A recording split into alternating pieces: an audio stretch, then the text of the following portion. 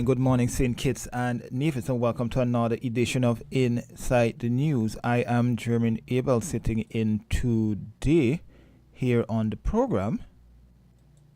Yes, I'm sitting in here today on the program. It's good to be in your company. It's a very beautiful Saturday morning in downtown Bastille, very sunny and warm. Yes, I do hope everyone is out and about and enjoying their Saturday. If you're in tune on the various platforms, whether it be the radio, your home cleaning, or you're just driving, welcome to the program. Today we're going to we're going to continue in the series of crime and violence that we have been taking a look at for the last couple of weekends. Yes, we will hear today and we will discuss the findings of the research that was done by the U.S. aid officials into crime and violence in St. Kitts and Nevis and across the Caribbean region, but we will more specifically be focused on St. Kitts and Nevis. So yes, we will discuss all of that and more, but before we even jump into any discussion, we have to acknowledge the people who make the program possible, Carib Brewery and TDC, and then when we come back, we will go straight into it.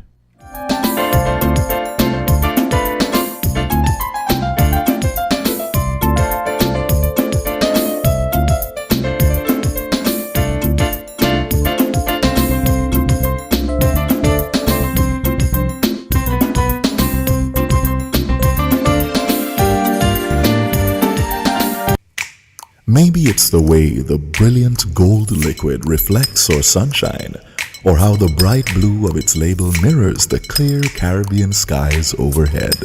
Maybe it's the fresh, crisp taste of this beastly cold beer on a scorching hot day. Maybe it's even the way it brings us all together. But one thing is for sure, Carib is very much a part of who we are wherever we're from in the Caribbean. Carib. It's the way we play. Drink responsibly. TDC Financial Services. We're here for you to help you make your dreams come true. Whether your needs are big or small, we'll support you with them all. TDC Financial Services. We are strong. TDC Financial Services. This is where you belong. TDC Financial Services, where money is made easy. People make the world go round.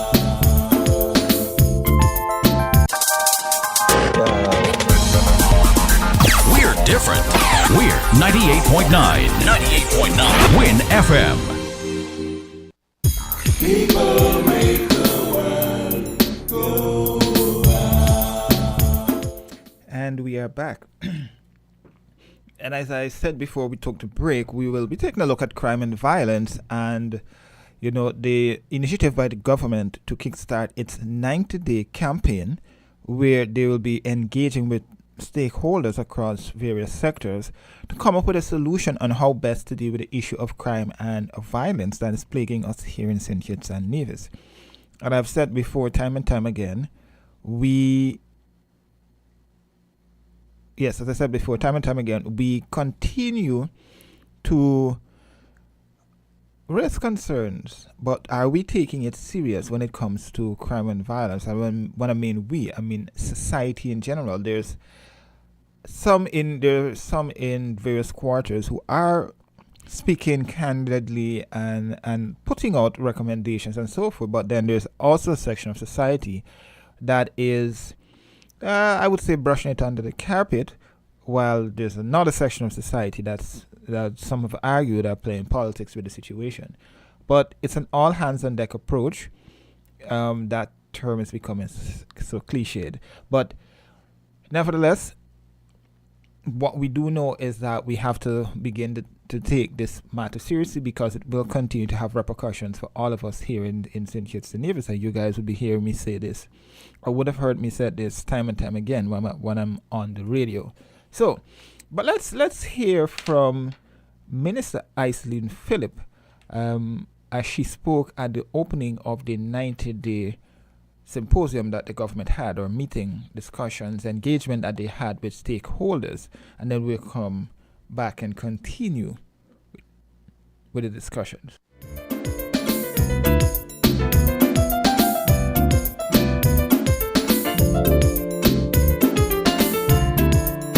This morning, we are here to launch the start of national consultations and 90-day campaign against the proliferation of crime and violence in St. Kitts and Nevis. This initiative is being led by the government to engage and encourage an all-of-society approach to combating crime and violence at its root causes. You would have heard the Prime Minister, Dr. Terence Drew, describe crime and violence as a disease that is being spread in our relationships, through our families, across our communities, and around our Caribbean region at a current rate that is explosive, scary, and alarming.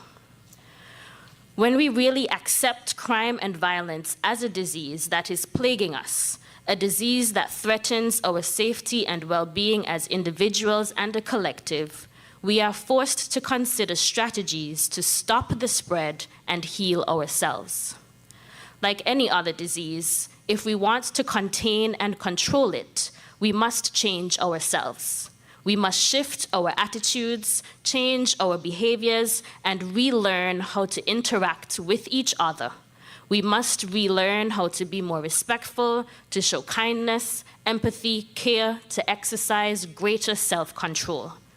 We must have the courage to work in partnership to condemn all forms of violence, not just gun crime and gang warfare that we see in our streets or hear about in the news, but also the violence that is normalized and perpetuated in secret between spouses at home, towards children in families, among neighbors in our communities, and across our workplaces with co-workers. The solution to crime is complex. The problem is not new. The ideas and proposals are not really novel. But this time around, the government, under the leadership of the Honorable Dr. Terence Drew, is committed to trying a change in approach in two significant ways. First, by defining the problem as a public health issue and taking the associated actions to contain, suppress, treat, and prevent the spread of violence and crime throughout society. Second, by taking the lead as the government to establish partnerships that enable all sectors of society to take a stance against violence and to cultivate healthier, happier, more peaceful, caring, and safe communities. Over the course of the next 90 days, the government will be hosting a series of national consultations in St. Kitts and in Nevis. We will build capacity and create an adaptable model for facilitating discussions around crime and violence, and encourage all of you as community leaders and non-governmental stakeholders to do the same within your respective networks and circles. We invite community-based partners to take the initiative to plan activities and events that promote love, care, togetherness, and peaceful conflict resolution. Not only do we want everyone thinking about, talking about, and being about peace and citizen security, but we also want to listen and hear back from you. We've designed the national consultation process to create a forum whereby community and non-governmental stakeholders can report back with data and information that will contribute to a national action plan with impactful and pragmatic activities that are proven to have positive short-term and long-term impact. Today's first consultation session will be marked by presentations from evidence-based approaches, local data findings, and lessons learned. We are privileged to have sharing with us recognized professionals and experts to help paint a realistic picture of the problem and how it can be addressed for long-term change. The first presentation will break down the concept of violence and crime as a public health issue so we can all better understand the approach. Dr. Janita Richardson is an emerita professor for the University of Virginia School of Medicine in the Department of Public Health Science. She currently lives and works in St. Kitts as a professor at Windsor University School of Medicine. Dr. Richardson has over 25 years of expertise in designing strategies to improve health equity outcomes, and she has collaborated with the St. Kitts and Nevis Ministry of Health and other international health agencies to advance population health and well-being. You can look forward to hearing from Dr. Richardson, who has a recognized ability to take complex scientific concepts and data, like violence as a public health issue, and translate them into formats for easier and more relatable understanding. The second presentation will be delivered by an associate representative of USAID, Dr. Randy Sirprasad. He will report the findings. People make the world go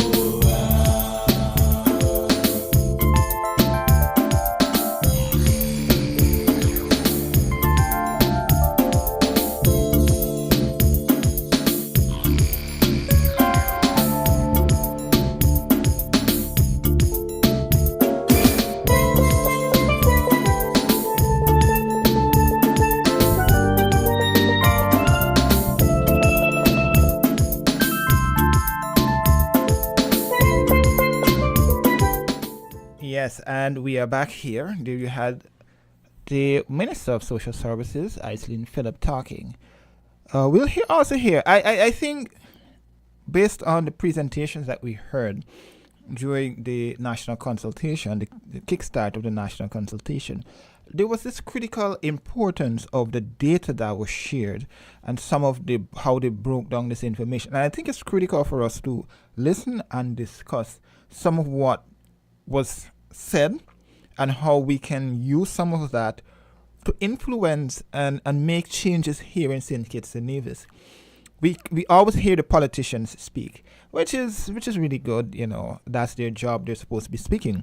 But how do we as a society, as the ordinary man on the street, begin to educate ourselves, and based on that education we educate others, including the young people here in St. Kitts and Nevis? And I think for me, that is some of what we have to take from some of the comments that we're hearing here on this program this morning. So I want us to listen and, digest what we're hearing and get a better understanding of the issue of crime and violence and bring it home to us. How can we as a society be able to solve the problems that we have?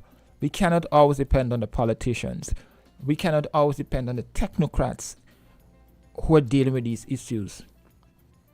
How can I assist in alleviating the water challenges that we're facing here in St. Kitts and Nevis? Just turn off your pipes. Don't let it run as you normally would. There are holes in the streets. Just patch it up for now. Simple things that we can do in society. We see, as I said, as the saying goes, it takes a community to raise a child.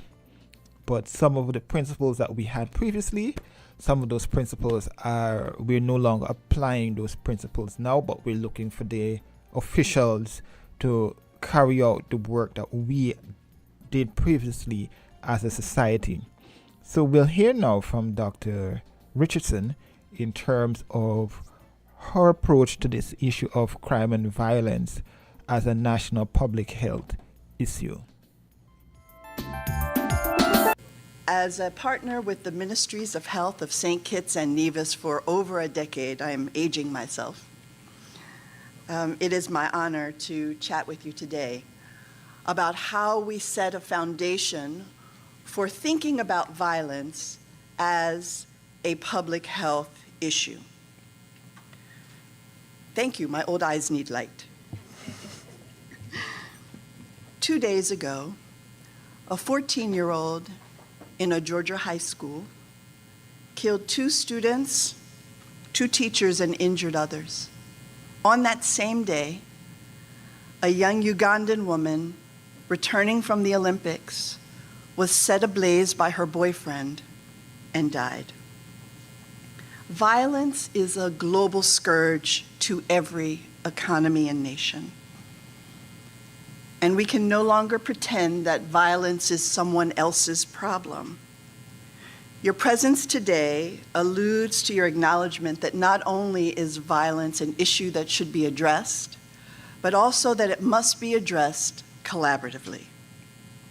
In the words of my absent colleague, Dr. Isbin Williams, violence takes many forms which converge to erode the well-being of us all and stymies developmental efforts. Stated another way, the impact of violence creates ripples far beyond perpetrators and victims. Think of the students of Appalachia High School who after Wednesday will be counted among those who will never be the same. But where does this problem of violence begin, and what evidence-based interventions are most effective in preventing violence? And then why should violence even be considered a public health issue? I'm glad your Prime Minister asked. To answer those questions, we should begin with a definition of health.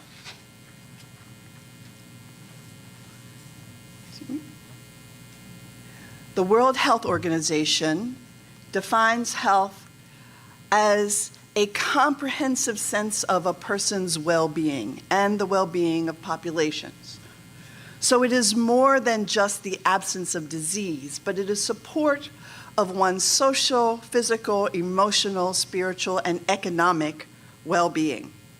I think we can all agree that exposure to violence disrupts the comprehensive well-being of health. So the next logical question is, what does the discipline of public health contribute to advancing the health of populations? Public health science is a science of preventing disease and injury. Public health entities seek to promote health through organized preventative efforts and data-informed choices of societies, organizations, public and private organizations, communities, and individuals. By definition, public health as a discipline advocates for the collaboration across every sector of society to optimize the comprehensive well-being of citizens through preventative strategies. Targets for public health attention are driven by data that highlights the prevalence, clustering, spread, and transmission vectors of the issue of concern. Prevalence speaks to the number of cases of a focus in proportion to the total population. But that's just the beginning. From there, it must be determined where the issue clusters within the population and where the pockets of highest risk exist. How quickly is prevalence changing within your population? And then how is the issue transmitted from one individual to another? Some of the questions that guide the determination of an issue demanding attention as a public health issue are here.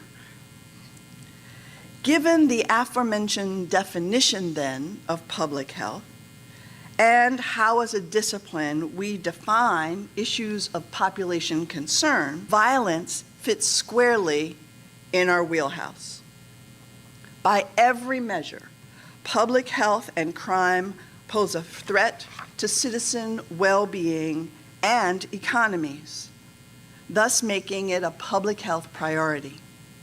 Further, violence takes many forms, from the obvious homicides, sexual and physical assaults, suicides, and mortality, to the trauma of verbal and emotional abuse and the vicarious violence experienced by witnesses and families. If there is good news about this subject, it is that education on life skills and conflict resolution at an early age can prevent violence. The Centers for Disease Control state that by understanding the types of violence, we can create actions to stop them before they start. What we in public health also acknowledge is that siloed approaches are ineffective because people do not live in silos. The environments in which children are reared, where people live and work, the community norms, the communities of faith that inform their actions, schools, neighborhood stores, the placement of health centers, accessibility of sidewalks, and even social positioning all act on individuals long before they pull a trigger. In the terminology of public health, all of those factors are social determinants of health. Determinants of health are also our focus because interventions from each sphere of influence have been proven effective in preventing all sorts of health problems. So when we look at the definition of social determinants, we're looking at the context in which people live, work, play, and enjoy their lives. But it also includes the resources necessary to support community development and engagement. So we're talking about policies and services and community norms and adhesion, and yes, also social justice. Violence should be viewed as a public health issue because it shares key characteristics with other health problems and has widespread consequences for individuals and societies. Similar to diseases, violence has identifiable risk factors, such as poverty, exposure to violence, substance abuse, mental health issues, a sense of not belonging and having worth in the society in which you live. These risk factors can be addressed through preventative measures. Addressing violence through a public health lens allows for the development of targeted prevention programs, such as community-based interventions, education campaigns, and policies that address the root causes of violence itself.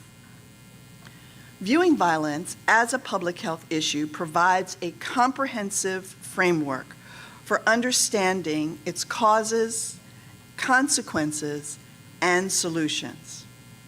A public health approach, for example, encourages collaboration between governments and businesses and churches and schools and universities and law enforcement and other community organizations to create comprehensive strategies to prevent violence. By treating violence as a public health issue, interventions then can be designed based on evidence and data and research, ensuring that the resources allocated are reaching their most. There is evidence to support that violence can be prevented. However, effectively addressing this complex issue requires collaboration across every sector of society and every person, as well as strategic development of interventions grounded in the idiosyncratic cultures and practices of every nation and community. Boilerplate interventions do not work. We can borrow from them, but they all must be informed by the cultures and the communities that we seek to serve. There is no good data that suggests that the criminal justice system and law enforcement alone reduce rates of crime and violence. Please note, alone. They cannot do it alone.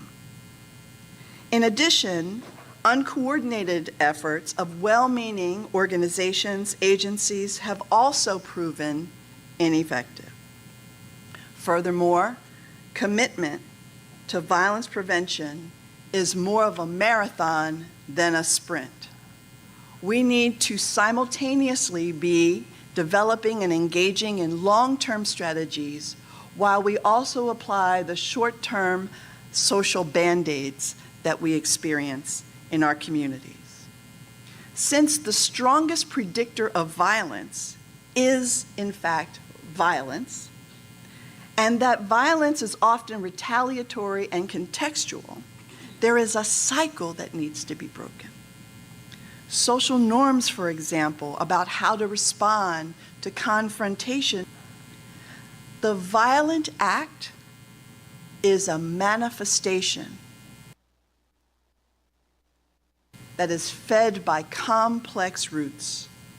Those seemingly indirect influences are social determinants of health. It is my hope that I have helped you connect some of the dots in framing violence as a public health issue.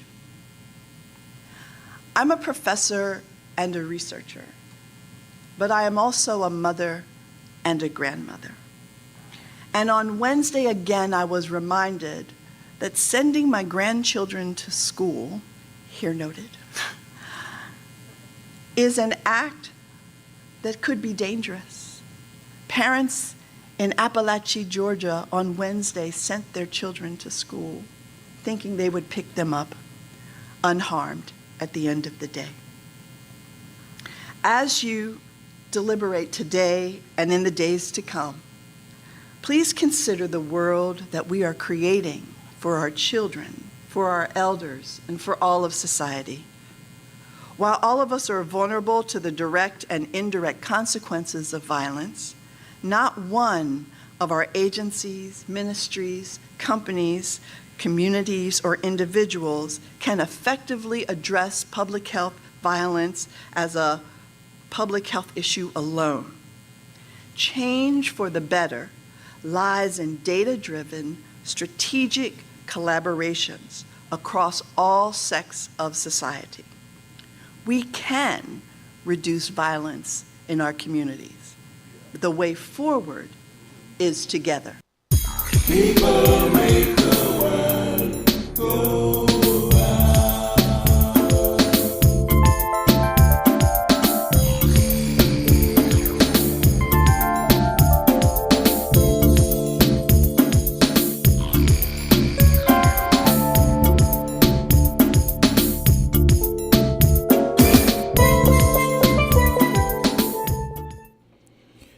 That's an interesting perspective there from Dr. Richardson on crime as a public health issue, something that we have to take a serious look at and consideration and self-introspection.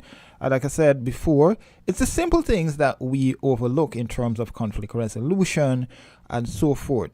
But we'll have to take a break now, acknowledge our partners who make the program possible, Carib Brewery and TDC, and we'll come right back and continue with more Inside the News. The phone lines are open. You can call in and share your thoughts on this and anything else impacting you here in St. Kitts and Nevis.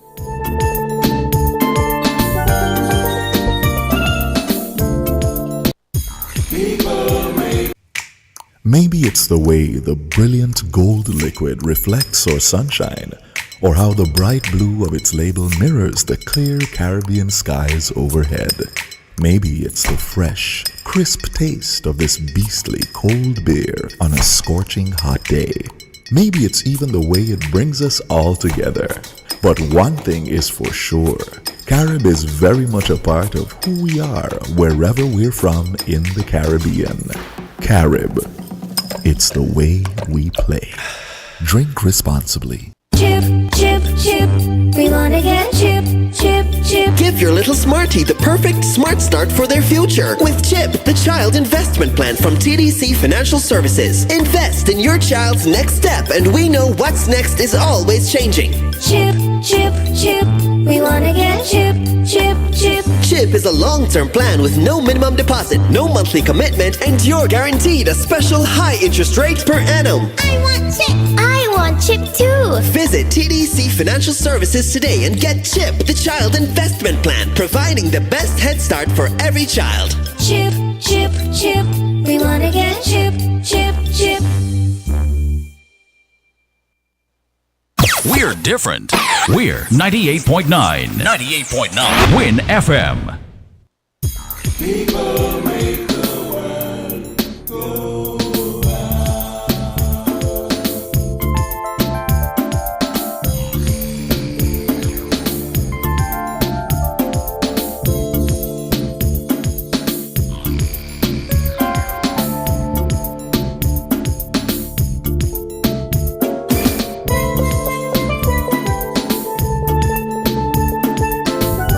And we are back here on Inside the News. I am German Abel, sitting in today, keeping your company here as we continue our discussions on crime and violence.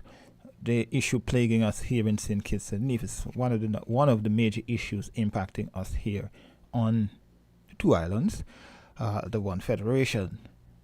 Yes, as we continue with hearing from the officials and the discussions at the launch of the 90-day initiatives, we will be now hear from the research undertaken by USAID in terms of the root causes, or several of the root causes of crime and violence that are impacting us, that's impacting us here in St. Kitts and Nevis.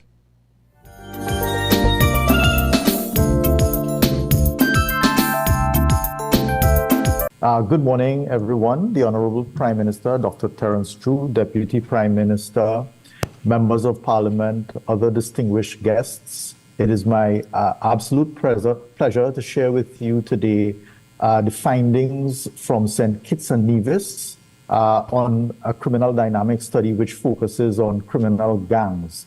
This is part of a larger 11-country study and is based on a collection of primary data as well as existing research in the various countries. But of course, I present to you today core findings from St. Kitts and Nevis. At the outset, I want to thank several persons in St. Kitts and Nevis. There are many, many persons who actually very generously gave of their time, who provided data, who provided insights and advice that made this study possible, including DCP Henry, DCP Brown, Sergeant Thompson, Major Sutton, and many others. So I do want to express my deepest thanks for their engagement while this study was being conducted, and which indeed was concluded in December of 2023. This is just a list of persons in the core research team. I was privileged to work with Drs. Charles Katz and Kayla Freeman from Arizona State University, and with the support of the USAID LACLEARN team in conducting this particular study.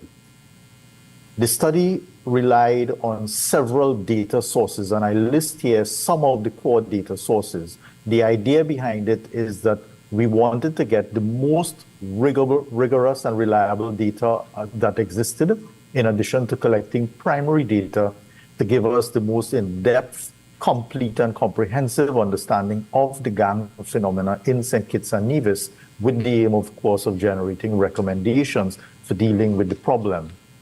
Among the data, we relied on police expert surveys. We had a 100% response rate, where we went to each and every police station district in St. Kitts and Nevis, and we collected data from gang experts, collecting data on each and every gang. So we got a lot of details on each gang in St. Kitts and Nevis and collated this data to give us an overall picture of what is happening in St. Kitts and Nevis with gangs. And of course, I will share some of those findings with you this morning. We also collected crime data, including homicide data from the police service and prison service. We, with the generous support of the Ministry of Education in St. Kitts and Nevis, administered a survey to 767 Form 4 and 5 students from all public secondary schools in St. Kitts and Nevis. This represented a 57% response rate, meaning we surveyed 57% of all enrolled Form 4 and 5 students, which by survey methodology rates would be a very, very high response rate, and which produces estimates with a very, very high level of accuracy, meaning a very low margin of error.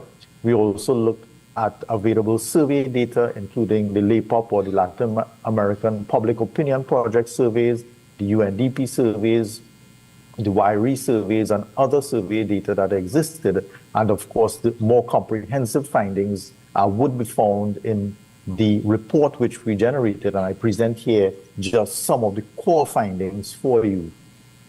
This particular chart shows you homicides by year in St. Kitts and Nevis from 2000 to 2022. And as you see, and as you will know indeed, there is a fluctuating trend in the homicides. What you would notice in this particular graph is that the proportion which are committed with firearms is very, very close to, or the pattern very closely resembles the number of homicides, which indicates that a very, very large proportion of murders are committed and consistently committed with the use of firearms. It suggests that one of the things that perhaps needs to be looked into is the accessibility of firearms in St. Kitts and Nevis. If you remove firearms, you have the potential to change the nature of homicides and indeed to reduce the number of homicides that are happening in St. Kitts and Nevis, because more often than not, when firearms are used in the commission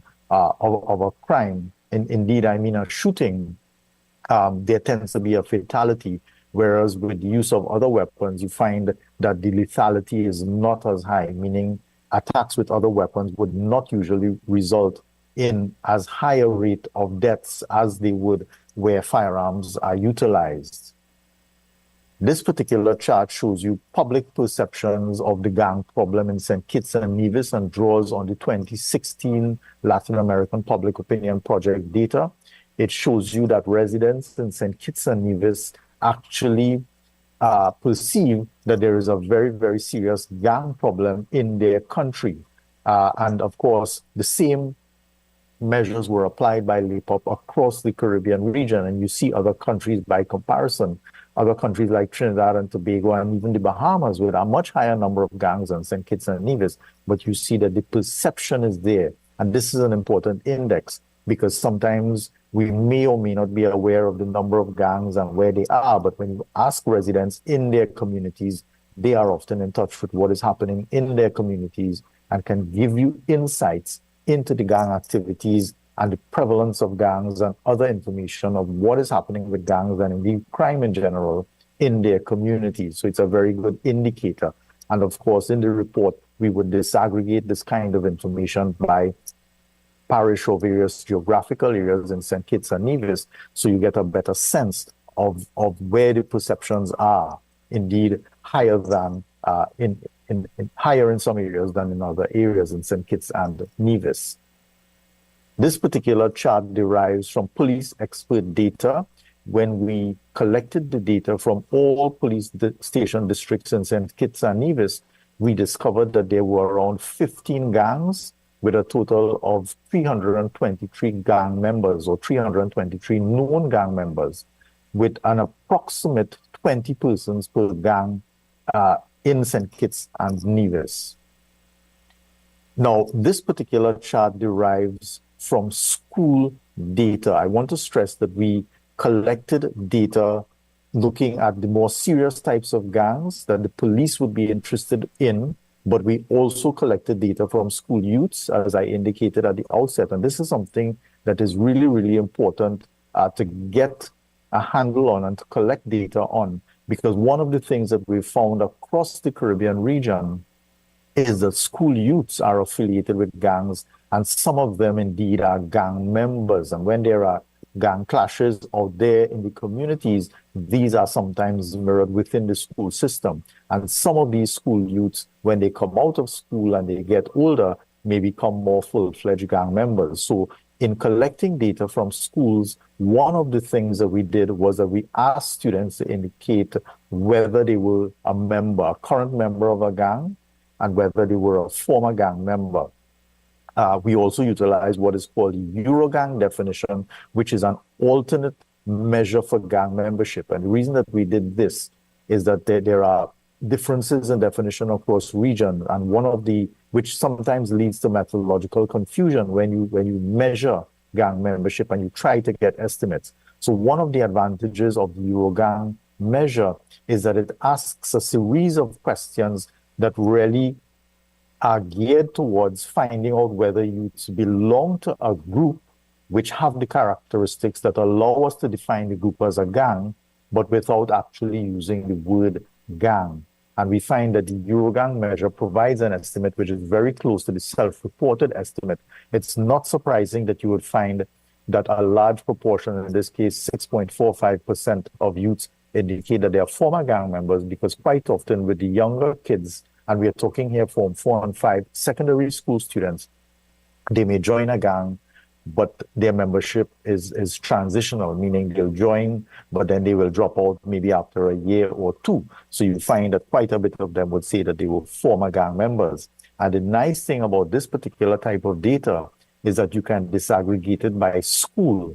So you can actually identify the specific schools in which a larger proportion of youths report that they are gang members. Dr. Richardson talked about a comprehensive approach to dealing with crime in general.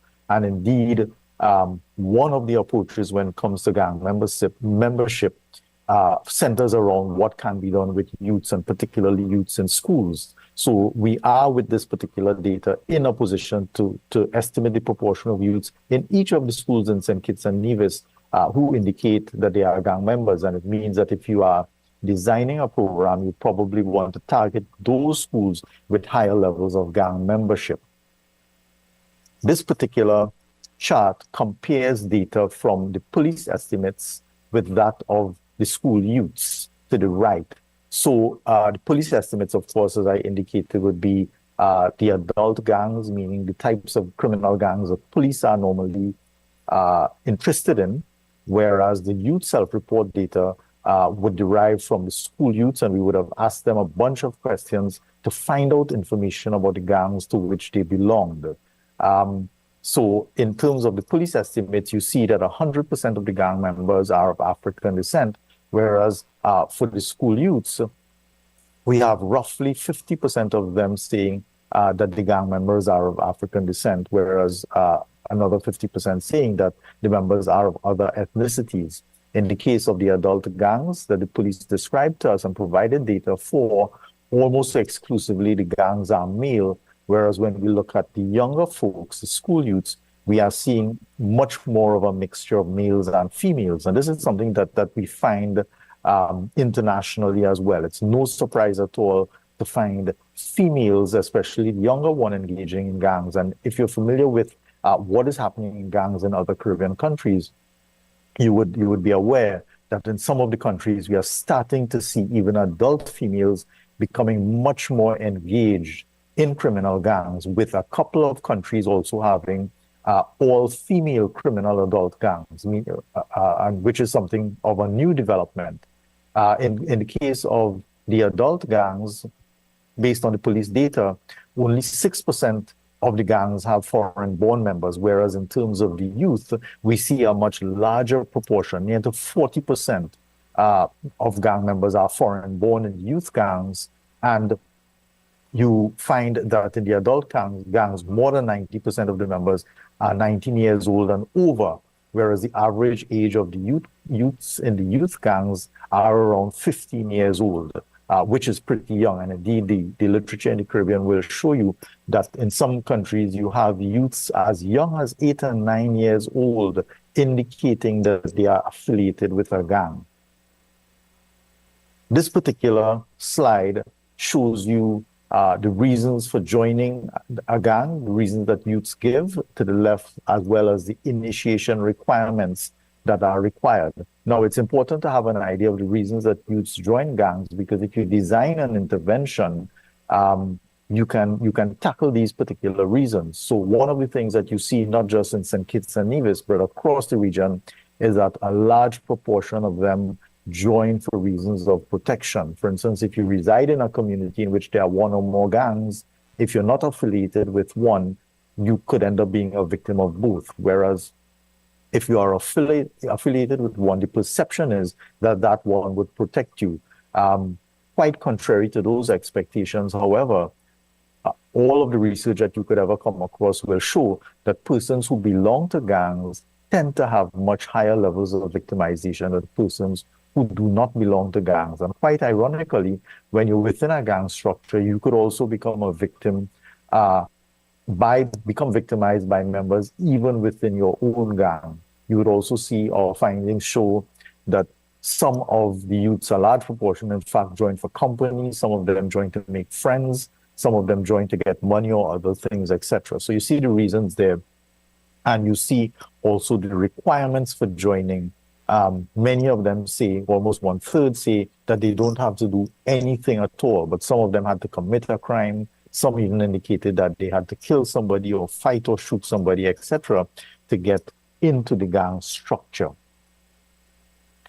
Now, this particular chart is quite important. One of the things that we did in the study, not just with the school youth data, but with other reliable data sources, and we are talking nationally representative data sources, is that we did analyses to determine what were the risk factors for gang membership and gang violence. If we do this kind of analysis, what it does is that it points us to areas for intervention. And one of the things that you see here coming out of the school youth data is that adverse childhood experiences, meaning things that happen when children are very young, quite often within the family setting, adverse childhood experiences have a really big impact on gang membership. And it applies both to the self-nominated gang membership as well as the Eurogang membership measures. So having collected multiple measures of gang membership, we're actually able to run our statistical models using the different measures to look at what is consistent across the measures. So it tells us that one of the areas that we need to tackle in designing interventions for dealing with the gang issue, especially when we're talking about the youths, is the family environment. This is critical, and this is one of the many things that our data pointed us to. Now, this particular chart compares gang members to non-gang members in terms of their commission of offenses and engagement in delinquency. The findings here are not surprising at all, and it's something that is again consistent with Caribbean as well as international research. You will find that gang members are much more heavily engaged in criminal and delinquent activities when compared to non-gang members. And this applied to all of the range of offenses that we looked at. We looked at a very wide range of offenses. We probably had about 20 different offenses listed, and we actually measured the engagement of the school youths in each of these offenses. And of course, it would, among other things, quite apart from what is listed here, other analyses are possible, meaning, for instance, we can find out the proportion of youths in each school in St. Kitts and Nevis, which is engaged in various types of activities. And again, that type of data will point you to specific locations for which you may need to do specific types of interventions. So you see here, this particular slide, coming back to this, just simply showing you that gang members are much more heavily involved in illegal activities and delinquent activities than non-gang members. In terms of the organizational attributes of gangs, this particular chart pertains to the adult gangs, the 15 gangs for which we collect the data from the police. You find that almost all of them have a turf one area that they call their own, and they a very large proportion, 60%, defend this area. For around 50%, doing illegal things is acceptable by the group, etc., etc. And you see some of the characteristics of the adult gangs in St. Kitts and Nevis listed here. Of course, the report that we generated would have much more than just these characteristics, and you would get all of the details in that particular report. The distribution of gang members by police station district, the Basseterre region in St. Kitts and Nevis has the highest concentration of gangs and gang members. You see the number of gangs and gang members in each of the police station districts listed here. And this also is important to know because it tells you where to concentrate your efforts. This particular chart shows you the total of gang and non-gang homicides by police station districts and is limited to data from January 2010 to June 2023, which would have been the most recent data available at the time of writing of this report. And again, not surprisingly, what you see is the largest proportion of gang-related homicides occur in the Basseterre Police Station district. Again, it points you to the area that you need to look at or at least focus on when doing an intervention. I'm not saying that other areas aren't important as well, but concentrated effort is required within Basseterre based on this particular data. Characteristics of gang and non-gang homicides are shown here. Not surprisingly, you will see that almost exclusively the victims of gang homicides are male, whereas when you look at the non-gang homicides, while still a large proportion are males, you see at least a bit of a balance. You see 20%, close to 20% of the victims being female and close to 80% being male when it comes to non-gang homicides. Not surprisingly, and this is something, again, very consistent with the international literature, the age of the victims tends to be younger in gang-related homicide because quite often the victims tend to be gang members themselves and they tend to be more often than not young males. So you see that the average age of gang members, the average age of the victims of gang homicide was around 28 years of age, whereas the average age of non-gang members of victims of non-gang homicides was 10 years older at around 38 years of age. When you look at the weapons used in homicides, you find that in the case of gang-related homicides, 100% of the homicides were committed with firearms, whereas in the case of non-gang homicides, 62% were committed with the use of firearms. And this is something, again, very consistent with the regional and international literature, but it speaks to the issue of the availability and the willingness to use firearms, again pointing to the need to tackle the availability of firearms as one of the components of an intervention effort. This particular chart shows you the murder motive for non-gang and gang-related homicides, and you will see that it speaks to expressive as well as instrumental types of motives. When you talk about expressive motives, you're talking about emotion-based motives, things that may deal with disrespect or other kinds of things. When you talk about instrumental motives, you're talking primarily about motives that have to do with financial gain, whether it had to do with a robbery or killing somebody who is encroaching on your drug turf or something like that.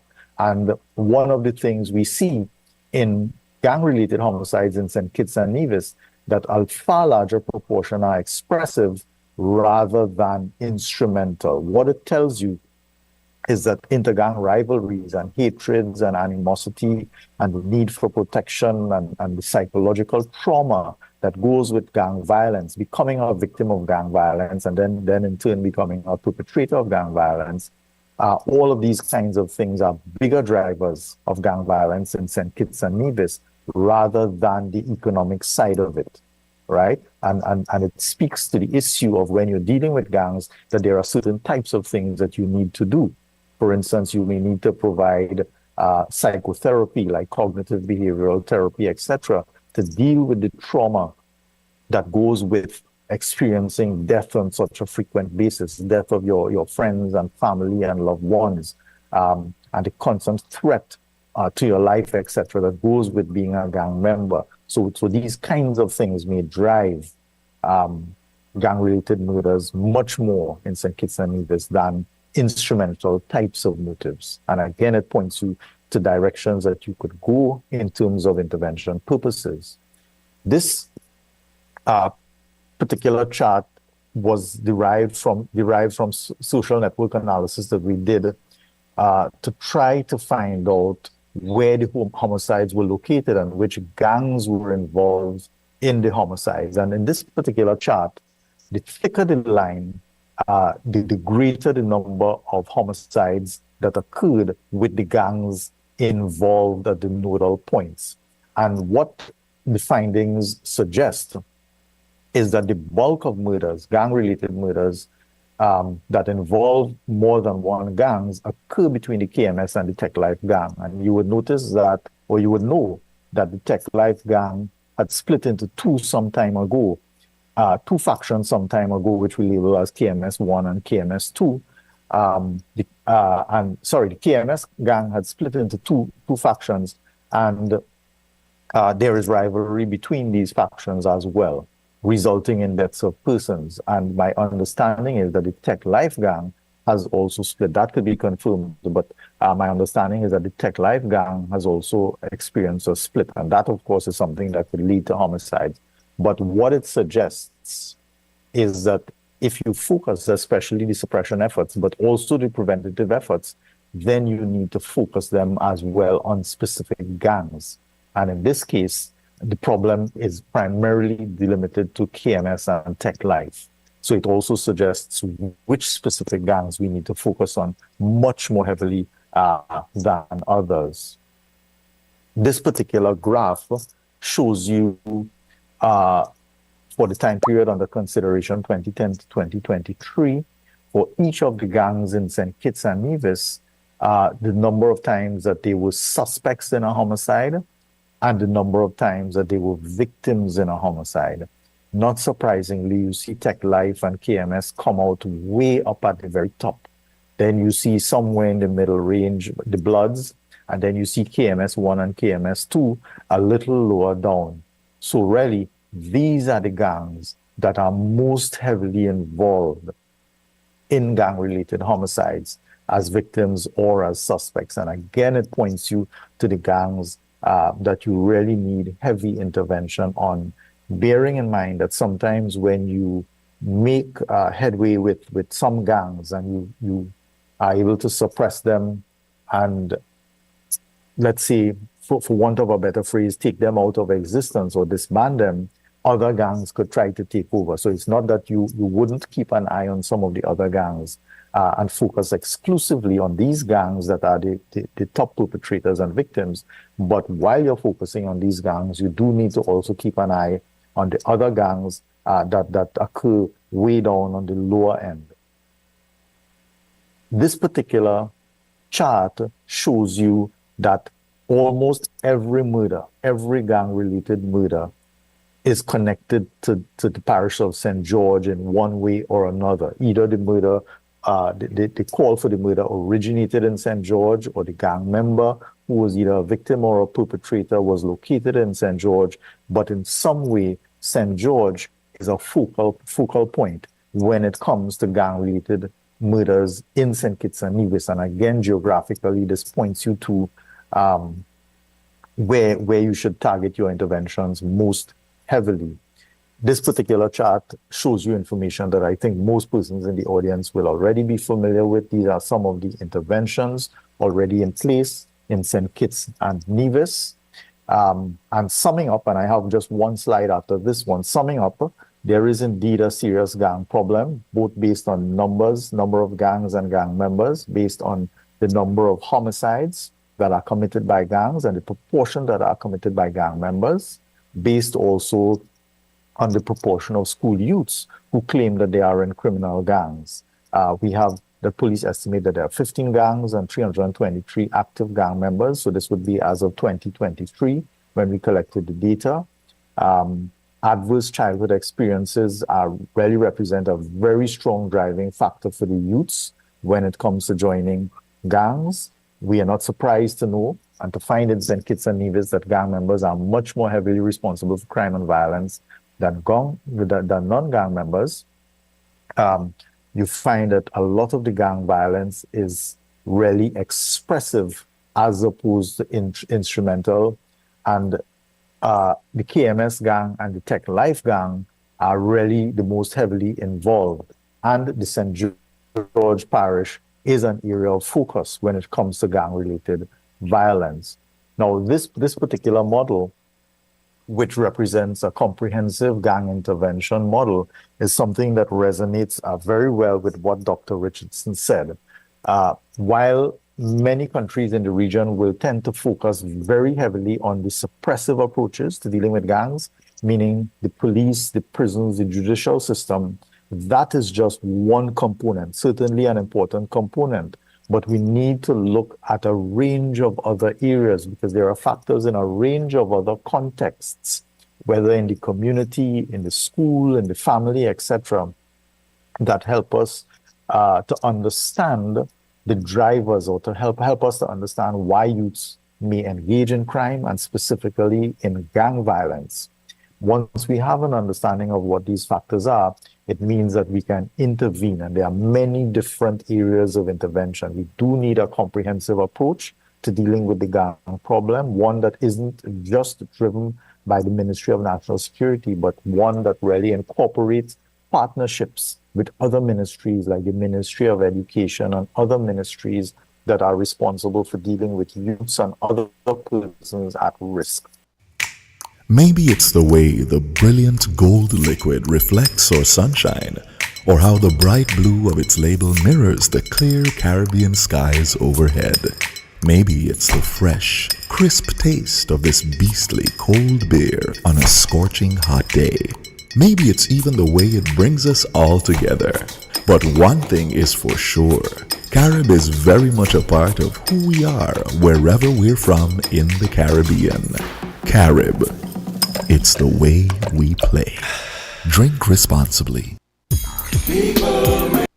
Buying your medication is easy with City Drug Store's curbside pickup. WhatsApp our certified pharmacist at 662-8769 with your requests. For prescriptions, take a clear photograph and send for review. We will engage you in dialogue and then provide a quotation and link for payment. You can then pay via TDC's online payment portal. And once the transaction is complete, you'll be notified that your pickup is ready. Yes, it's that easy. Send your WhatsApp message to 662-8769 to order your medications today with City Drug Store's curbside pickup service.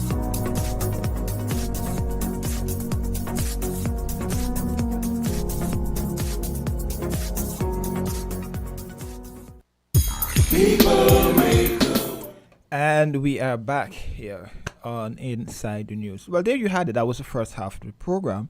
Some critical insights in terms of what is happening with crime and violence in the Federation. Critical data that was shared there by the USAID representative. But we have to take a break now, and then we'll come back and continue with more Inside the News.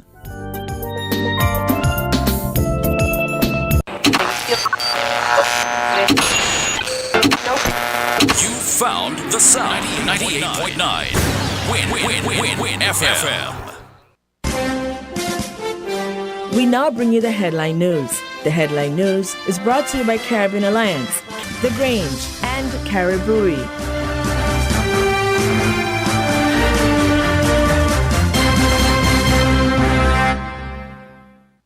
When it comes to the important things in life, your health, your education, your choice of a life partner, and of course your insurance provider, only the best will do. Caribbean Alliance Insurance is the only insurance company in the Eastern Caribbean with an A excellent rating. We have a robust 3-tier reinsurance strategy that protects our policyholders from multiple catastrophes, even if they occur in quick succession. We spread our risks over 18 territories, ensuring minimal impact to individual territories when a disaster strikes. We provide an excellent claims experience. Claim settlement is usually between 24 to 48 hours. Our A excellent rating means that you are more secure with us. Contact us for motor, property, marine, public liability, employer's liability, and other policies. Dalil Walwyn, people you can trust. Local agent for Caribbean Alliance Insurance. Tomorrow secured.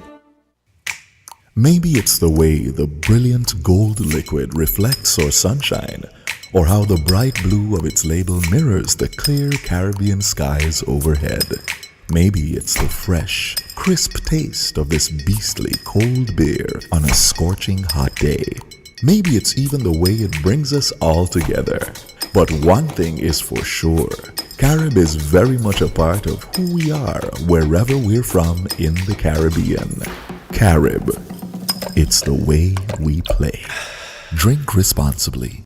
Did you know that the Grange Healthcare Facility is the first purpose-built, non-governmental healthcare organization on St. Kitts?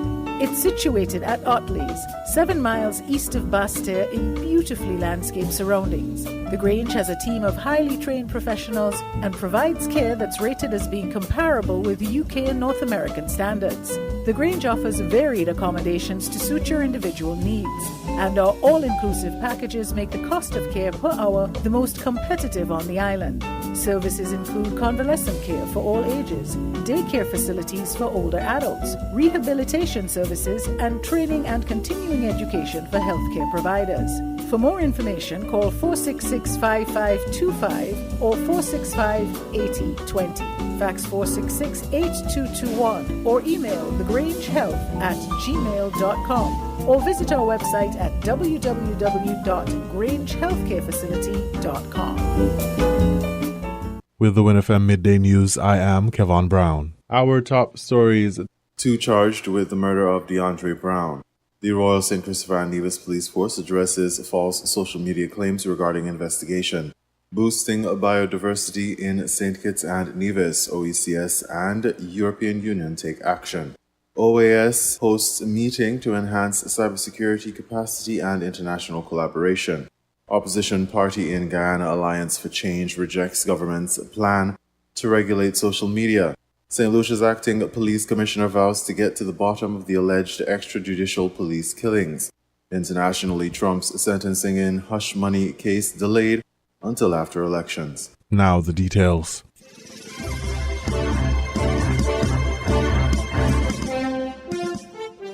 The Royal St. Christopher and Nevis Police Force has charged 2 men in connection with the death of DeAndre Brown. The accused, Avion Huggins, 28, and Lewis Powell, 33, both of McKnight St. Kitts, were each charged with 1 count of murder on September 6, 2024. Brown was killed on September 9, 2023 in the Buccleuch area of St. Kitts. Following an investigation, charges were laid nearly a year after the incident. Authorities continue to ask for public assistance to provide any information related to the case.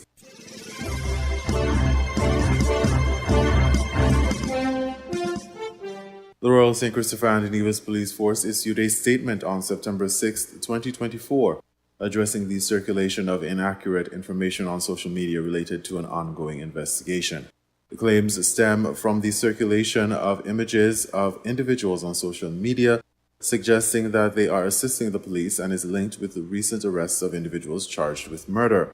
The Royal St. Christopher and Nevis Police Force clarified that the claims suggesting certain individuals were providing information in connection with the investigation were not accurate. The police stressed that the spread of false information can interfere with investigations and may pose risks to the individuals involved. The police force also highlighted the legal implications of unverified claims, reiterating the importance of maintaining public trust and ensuring the integrity of ongoing investigations. Members of the public with credible information related to any investigation are encouraged to report it directly to the police. Anonymous tips can be submitted through the Crime Stoppers hotline at 707, and all information provided will be treated confidentially. The police force expressed appreciation for the community's cooperation in supporting ongoing investigations and emphasized the importance of responsible information sharing.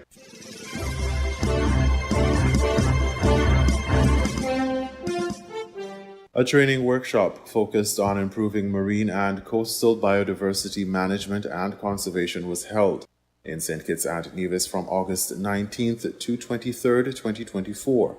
The workshop was part of the European Union-funded Biodiversity Support Program for ACP Coastal Environments, Biospace, and was organized by the Organization of Eastern Caribbean States, OECS. The main objective of the workshop was to train participants to use the Management Effectiveness Training Tool, MET, which evaluates the management of protected areas. Participants were trained to apply MET-4 to assess the St. Kitts and Nevis Marine Managed Area, SKNMMA, focused on key locations such as Deert Bay, Sandy Point, Old Road, Bastion, Newcastle, Charlestown, and Indian Castle.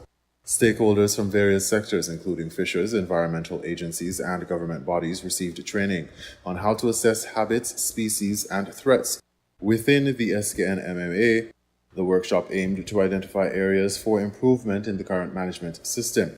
Data collected during these assessments will inform the development of the management plan for SKN-MMA.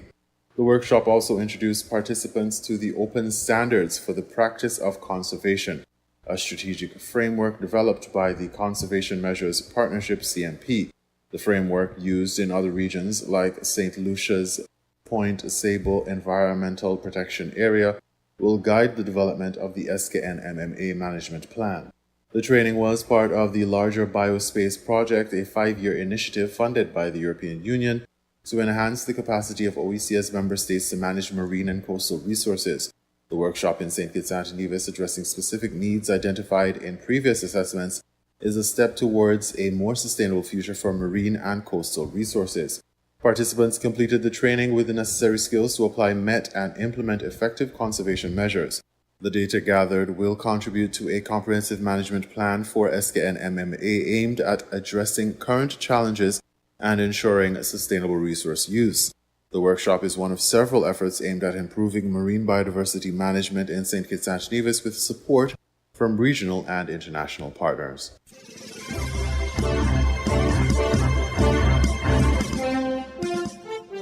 The Organization of American States, OES, and the Global Forum for Cyber Enterprise, GFCE, will hold 2 meetings in Washington, D.C. from September 9th through 11th, 2024 to improve cybersecurity capacity and foster international collaboration. The regional meeting for the Americas and the Caribbean, organized by the GFC Secretariat and the OAS's Inter-American Committee Against Terrorism, CICTE, will take place on September 9th. The meeting will focus on enhancing coordination of cybersecurity capacity building efforts in the region, with particular attention to emerging technologies. Attendees will discuss regional strategies, share insights, and explore collaborative opportunities.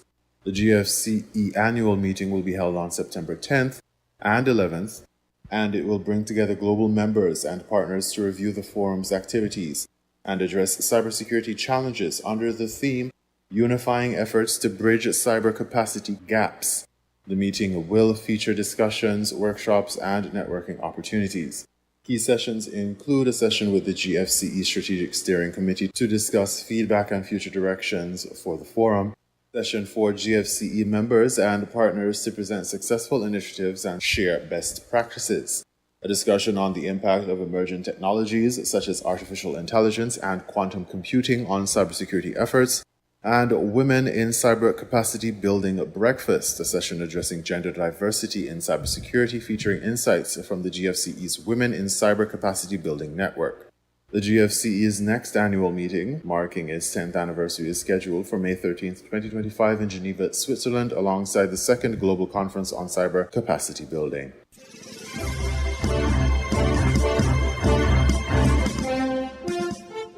In regional news, opposition party in Guyana Alliance for Change rejects government's plan to regulate social media, Guyana News source reports. The Alliance for Change rejected the government's plans to amend the country's cybercrime laws to cater for social media postings. The AFC has warned that despite assurances from the vice president, the government could use the law to silence and criminalize citizens for their social media posts and opinions.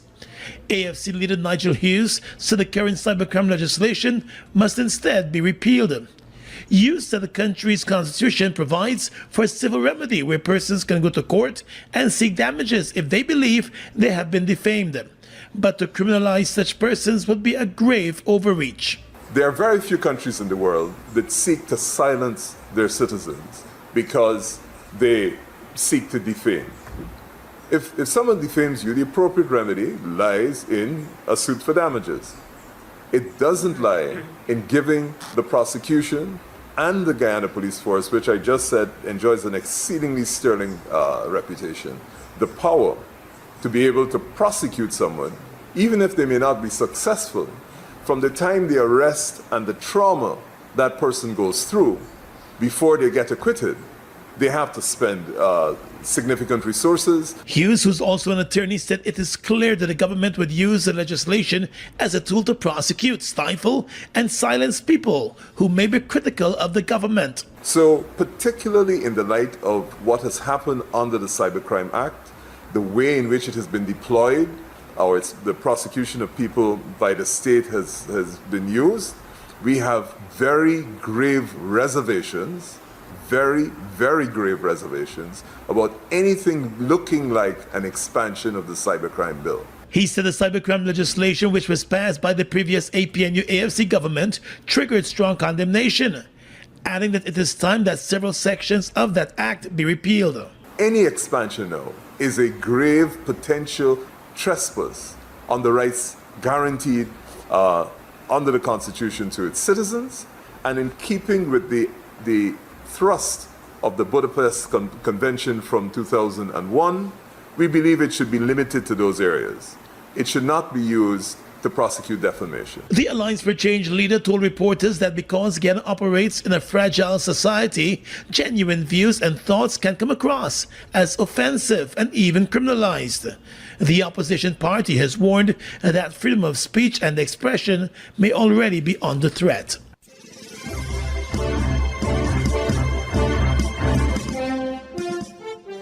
St. Lucia's acting police commissioner vows to get to the bottom of the alleged extrajudicial police killings. DBS St. Lucia has that story. The investigation into the alleged extrajudicial police killings during the police offensive Operation Restore Confidence has been progressing slowly, causing frustration among the implicated officers, some of whom have allegedly been passed over for promotions. At a June press conference, Director of Public Prosecutions, the DPP, Dalryn Green, highlighted the delays in the investigation, attributing some of the blame to the Royal St. Lucia Police Force. Green revealed that he had discussed the evidence with the former Commissioner of Police, Cressida Descartes-Pellius, and shared his findings on the 3 remaining cases under review: the killings of Dwight Henry, Reginald Page Jean, and the Vieux-Fort 5. The DPP disclosed that he had recommended the arrest of officers implicated in the killings of Jean and the Vieux-Fort 5, but said there was not sufficient evidence to recommend arrest in Henry's case. I have discussed this evidence with the Commissioner of Police, and I have provided her with my findings relating to the 3 remaining matters under review. At a press conference days before exiting office, the former police commissioner, however, said that she had not received formal written communication from the DPP regarding these recommendations. It would not be responsible for me to act on statements made during the press conference, or radio, or social media, or informal discussions. It is crucial that any actions I take are based on formal written directives. During his first press conference, the newly appointed acting police commissioner, Vern Gard, committed to looking into the investigation. He also disclosed that the director of prosecutions would be one of many stakeholders with whom he would be meeting in 2 weeks. To be honest with you, I will be following up on this and every other investigation. I want to be very intimate with what's going on with crime, and I will give the best opportunity to try to manage it generally. The DPP has indicated that there is sufficient evidence to charge the implicated officers with reckless manslaughter. For the DBS News World, I am St. Romulus.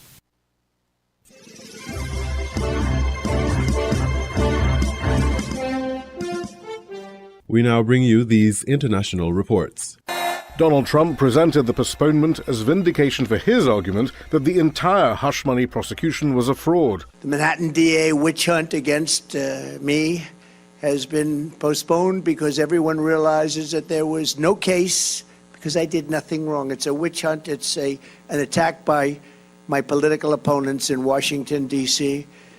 and Comrade Kamala Harris and radical left opponents. For purposes of election interference, that's all that was. So, for years... The case centered on money paid to a former adult film actress during Trump's first presidential run in 2016 to avoid a potential scandal. Trump was found guilty of 34 felony counts of falsifying business records to conceal the nature of those payments. The judge presiding over the case, Justice Juan Merchan, wrote he was postponing the sentencing to avoid any appearance, however unwarranted, that the proceeding has been affected by or seeks to affect the approaching presidential election in which the defendant is a candidate. And there is a certain amount of agreement that sentencing a presidential candidate to up to 4 years in prison just weeks before the election isn't a good look for the U.S. With respect to the argument that the judge caved to political pressure, I actually think that it's quite the opposite. I think what the judge did here is said, I am going to give this defendant a fair shot either way, that no matter what, this court is going to continue to be impartial. And even if there's any inkling of impropriety, we're going to dispel that. Trump now faces sentencing on November the 26th, potentially as president-elect. But whether he wins the election or not, he is expected to appeal the guilty verdict in a process that would take several months. And even if he loses that appeal, it is thought unlikely that he will be imprisoned while serving as president. Thank you very much, Pat. So for now, Trump is victorious, having managed to delay all 4 of the criminal trials he was facing ahead of the presidential election. Shia Bertansi, Al Jazeera, Washington.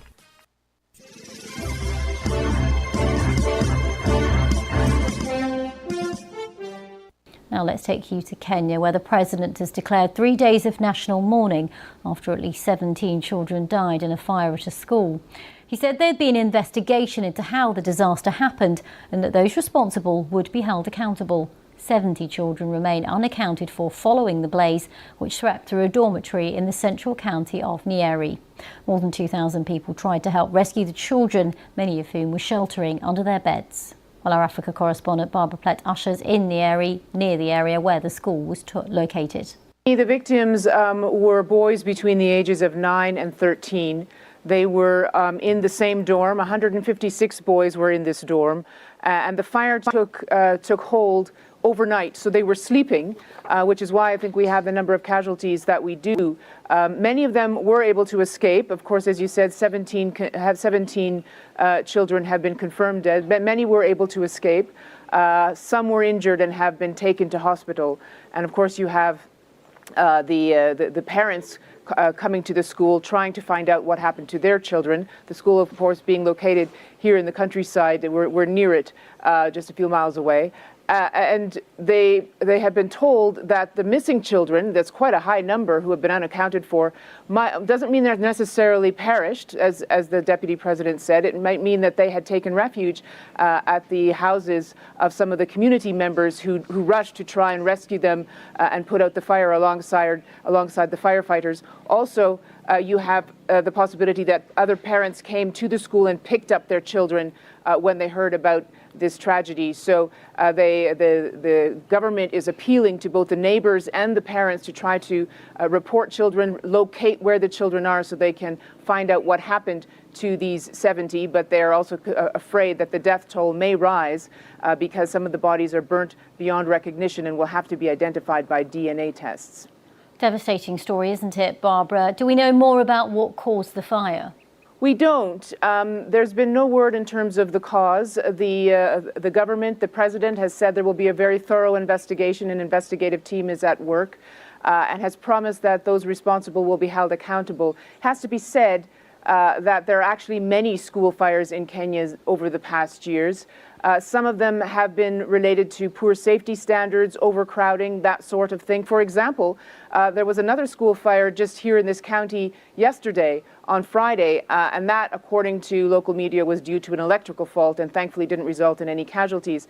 The other reason that has been cited quite often is arson, and that has sometimes involved the students themselves starting the fires, sometimes because they're protesting a workload, they're protesting against poor conditions, or other reasons. And so we don't know what caused this one. It is something that will be quite a focus for now anyway, because this incident has drawn national attention. But clearly what matters to the families, primarily of those who don't know where their children are yet, is to make sure their children are safe, and then to also be able to mourn the loss of those who have died in this very shocking and sudden and violent death.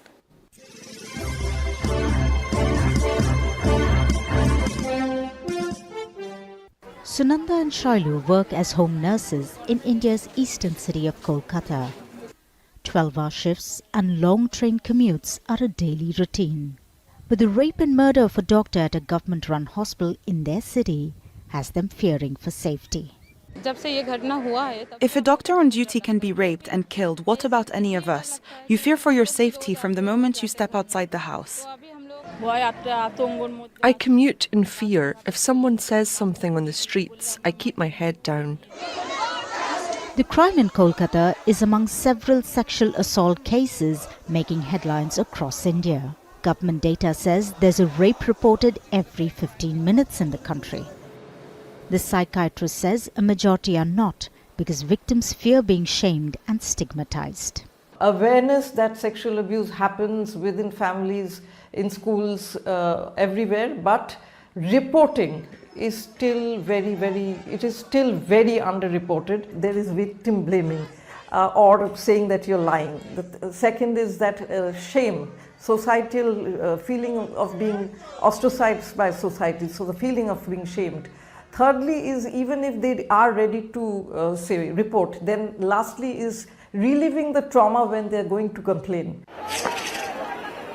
In 2012, the rape and death of a 23-year-old woman in capital New Delhi led to nationwide protests, forcing India's government to enforce harsher punishments.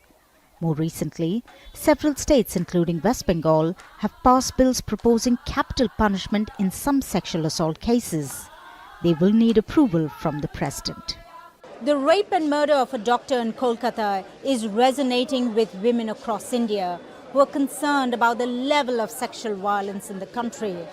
And activists say this isn't something that can be easily resolved through policing or by changing the laws.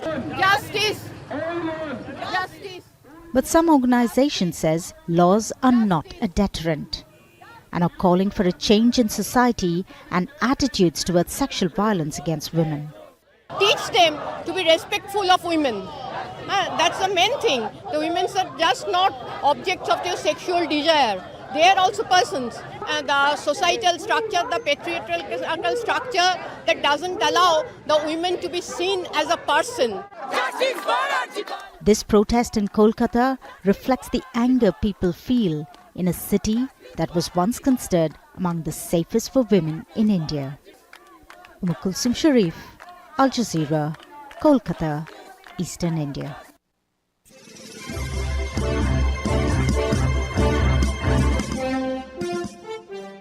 It's a delicate balancing act getting the economy right. Inflation versus interest rates. And in the middle of it all, the workers who are also the voters. If July saw panic, August saw a little sigh of relief. New jobs up by 142,000, 19,000 less than expected, but way above the shock 89,000 of weeks earlier. A blip or a sign of impending recession?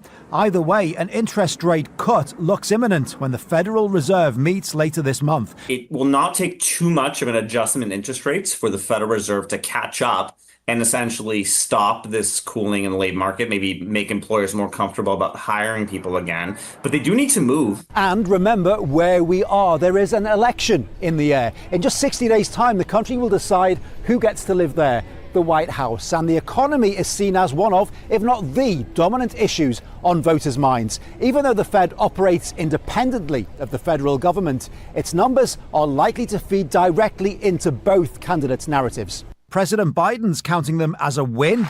That's 42 straight months in a row, every single month increasing jobs. Highlighting a growth in small businesses. No coincidence, helping them is one of Kamala Harris's key policies. As president, one of my highest priorities will be to strengthen America's small businesses. But on the economy, polls suggest more voters think Donald Trump, the former president, has a better handling. Let me talk about job numbers because, as you know, they just came out and they're a basic disaster. There you go. For Americans feeling the higher cost of groceries, of gas, trying to buy a new home, how the numbers help them will be a critical issue. Both sides say they can fix things, but who will get the chance? Phil Lavelle, Al Jazeera, Washington.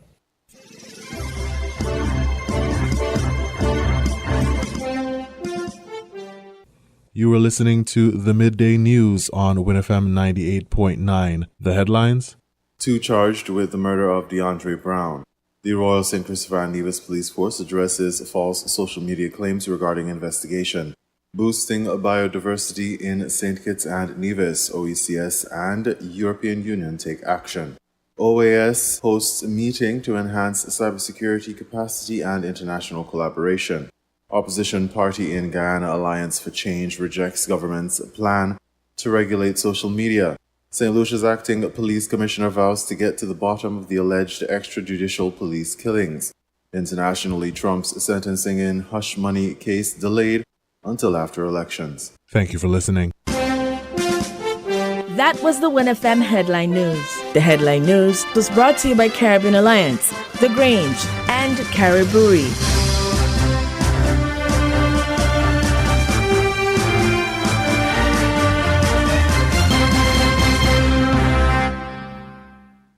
Did you know that the Grange Healthcare Facility is the first purpose-built, non-governmental healthcare organisation on St. Kitts? It's situated at Otley's, 7 miles east of Basseterre in beautifully landscaped surroundings. The Grange has a team of highly trained professionals and provides care that's rated as being comparable with UK and North American standards. The Grange offers varied accommodations to suit your individual needs, and our all-inclusive packages make the cost of care per hour the most competitive on the island.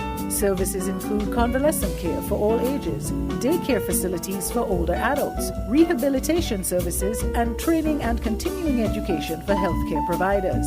For more information, call 466-5525 or 465-8020. Fax 466-8221 or email thegrangehealth@gmail.com or visit our website at www.grangehealthcarefacility.com. With over a century of perfection behind the Mackeson name, a smooth blend with perfect balance and richness, it's no wonder Mackeson Triple Stout has a legacy of perfection. Enjoy the world over. Introducing our new look with the same great taste. Mackeson. All hail the king. Please drink responsibly.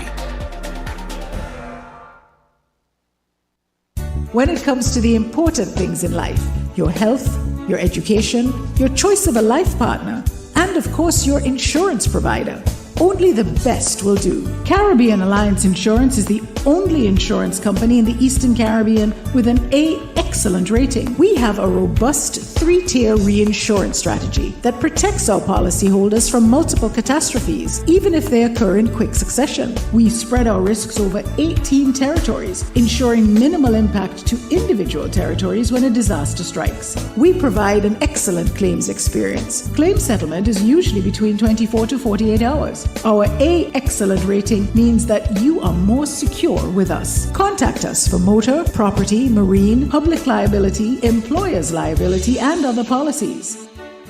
Delisle Walwyn, people you can trust. Local agent for Caribbean Alliance Insurance. Tomorrow secured. BBC News, I'm John Shea. Thousands of people have taken to the streets in towns and cities across France to protest against President Macron's appointment of a Conservative Prime Minister. Around 130 demonstrations have been called. Left-wing parties say the choice of Michel Barnier means democracy has been denied. David Waddell has more details. Michel Barnier's been around a long time. He replaces the youngest Prime Minister in French history. He is at 73. The oldest Prime Minister of the French Republic. In recent years, he's held a number of senior offices in the European Union, most recently, in recent years, as the EU's Brexit negotiator. So he's a well-known figure from that era. But essentially, that's the problem. He's centre-right. The party that topped the polls is left-wing. At least 4 people have died and many others have been injured in Vietnam by Super Typhoon Yagi, which has torn through the north of the country. A dozen fishermen are missing at sea. Here's Michael Bristow. The typhoon uprooted trees and lifted roofs from buildings as it hit Vietnam. Tower cranes were set spinning by the fierce wind. The city of Haiphong was badly hit, with streets filled with debris blown by the storm. People were told to stay indoors. Video footage showed those who ignored the warning battling to stay upright. Earlier, Yagi brought devastation to the Chinese island of Hainan, where 4 people were killed and 800,000 left without power. It's Asia's most powerful typhoon this year. The heads of the US and British foreign intelligence services have warned that the international world order is under threat in a way not seen since the Cold War. William Burns and Richard Moore, who lead the CIA and MI6, made the comments in their first ever joint newspaper article. Here's our security correspondent, Gordon Carrera. The CIA Director William Burns has been central to efforts to reach a ceasefire in the Middle East and said the US was working with other mediators to refine the existing framework for a deal. He also told the audience that Ukraine's seizure of Russian territory in Kursk was a significant tactical achievement. But despite that, there was no sign of Vladimir Putin's grip on power weakening. The MI6 chief, Sir Richard Moore, described Russia's intelligence services as having become feral in their behaviour and stressed the importance of maintaining Western support for Ukraine. Palestinian officials and factions have condemned the treatment of Palestinian detainees in Israel's Megiddo prison, as shown in video footage carried on the website of the Israeli newspaper Haaretz. The video shows Israeli guards in anti-riot gear and dozens of handcuffed prisoners lying face down, some half naked, as a guard dog barked over their heads. The Israeli prison service told Haaretz that this was a routine exercise. This is the latest world news from the BBC. The family of an American-Turkish woman who was killed in the occupied West Bank on Friday are demanding an independent US-led investigation into her death. Ayşenur Ezgi Egi was taking part in a protest against the expansion of Jewish settlements when eyewitnesses say that she was shot dead by Israeli soldiers. The family said an investigation by Israel would not be adequate. The Kenyan authorities say some of the children who were missing after a devastating fire at a boarding school have now been found, but 17 are still unaccounted for. A government spokesman said 21 are confirmed to have died after a boys' dormitory at the school caught fire. Sir Keir Starmer is in Ireland on the first visit by a British Prime Minister to the Republic in 5 years. He was welcomed in Dublin by his Irish counterpart Simon Harris, who's only been in office since April, just 3 months longer than Sir Keir. The two men agreed it was a time for a reset in relations, which became strained when Britain decided to leave the European Union. Sir Keir Starmer said the relationship between London and Dublin would strengthen. Today is very much about cementing the reset of relations between our two countries that we've talked about in the last 8 or so weeks since I was able to form a government in the United Kingdom. And today we've just had a really good session where we've been able to agree the themes, some of the structures and the way that we'll take that forward, including a summit in March of next year and annual summits thereafter. Voting is underway in Algeria's presidential election, with the incumbent, Abdelmajid Tebboune, expected to win a second 5-year term easily. The military-backed 78-year-old faces the moderate Islamist, Abdelali Hassani, and the socialist Youssef Aouchiche. There are 24 million registered voters, just under half are women, and 36% are under the age of 40. Turnout is expected to be low. And that's the latest BBC World News. Found the sound 98.9 FM. People make the world go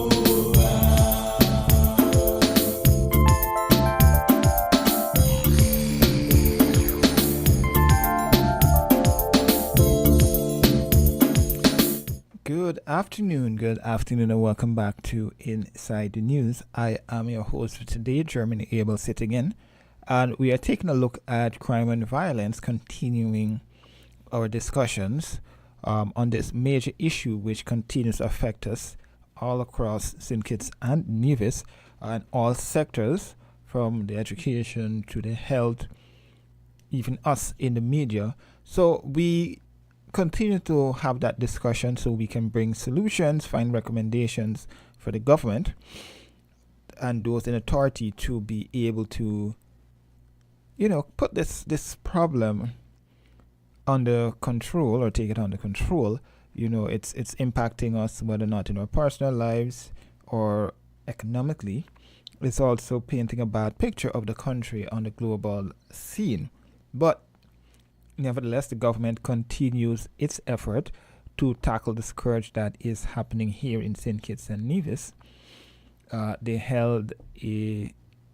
kicked off their 90-day campaign to, gain feedback, have discussions with stakeholders surrounding coming up with solutions that will be long-term to tackle the rising crime problems, based on statistics that we would have received and confirmation from the police. The Federation recorded 25 homicides for the year. So, yes. And then we're seeing the troubling signs of supermarkets, especially a particular segment of the society owned supermarkets. Those are being the target of thieves as well. So it's an all of society approach, which is the statement that's being bandied, that we all have to come together and tackle the growing problem that we're facing here in St. Kitts and Nevis. We go to the phone lines and hear from this caller. Caller, good afternoon. Good afternoon, Mr. Joman. Good afternoon, caller. Let me turn this radio down. It's so echoing here. Let me turn it down. Hold on.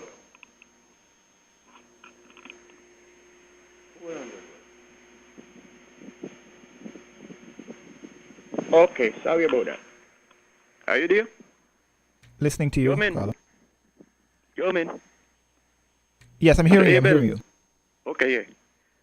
Now, a lot of people here on earth, they fail to obey the best advice to this world. And that is the Bible.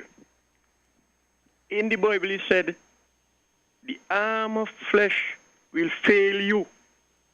You dare not trust your own flesh. That's why the Bible says, the right hand must not let the left hand know what it do. Well, if the Bible could say that, why don't man on earth follow those instructions? Because it doesn't matter how many months, how many days, and all what they're saying about economy, and all kind of things to stop this crime business. It's only two things. A change of heart from the wickedness of the devil over to Jesus Christ. Or, if they're not going to do it that way, do what the Bible says. Whosoever sheddeth one's blood innocently, his blood should be shed too. Those are the only things could make this crime here go down. Because it doesn't matter what they say, what organization they form, what committee they form, and what 9 months, 3 months plan, 90 days plan, or whatever, they ain't gonna work. A little bit of the crime will stop or lower down because they don't want to go in prison for no 40 this and that kind of years in there. But like I said before, those are the only thing. And you know what? They just say something. But no longer people who are aware of what is going on and love their life and consciously awake of the performance of those who are supposed to protect the citizens of any country are doing. Nobody gonna say nothing. Because there is no confidentiality in those who are supposed to be trusted. Because the devil got a friend, and you could tell this man, say, look, I don't see he keep company, and I can tell he what I see. You don't see him keep company is right, but you don't know what is in his heart. And you tell he alone, but he got a friend. And when you look, they come back and they call you and they say, listen, no, I hear you say this and say that, but this and that. Right away, well, then, is the only person you tell. So how could man trust man with certain things? Whatever supposed to be confidence, keep it in you. Who has the responsibility to walk and, to find out what is going on and why this and why that. Let them walk and find out for themselves because you cannot trust people. Thank you, Brother Abel. Thanks, caller. That was our first caller for the second half of the program, calling for more confidentiality in information sharing and so forth. We have to take a break now, acknowledge our good partners who make the program possible, and then when we come back, we will continue with more Inside the News here on Win FM.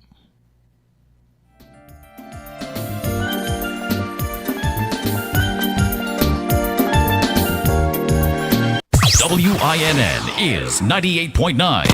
98.9 is Win FM. If you need protection, you need one who you can trust. To secure your investment, you need one who'll do you just. TDC Insurance, you're the one that you can trust. TDC Insurance, you're always safe with us. TDC Insurance is your go-to insurance company for all your insurance needs. We take pride in offering you the best solutions and ensuring our customers are fully satisfied. TDC Insurance, we take good care of you, guaranteeing you peace of mind. You're always safe with us. Maybe it's the way the brilliant gold liquid reflects our sunshine, or how the bright blue of its label mirrors the clear Caribbean skies overhead. Maybe it's the fresh, crisp taste of this beastly cold beer on a scorching hot day. Maybe it's even the way it brings us all together. But one thing is for sure, Carib is very much a part of who we are wherever we're from in the Caribbean. Carib, it's the way we play. Drink responsibly. We're different. We're 98.9. 98.9 Win FM. People make the world go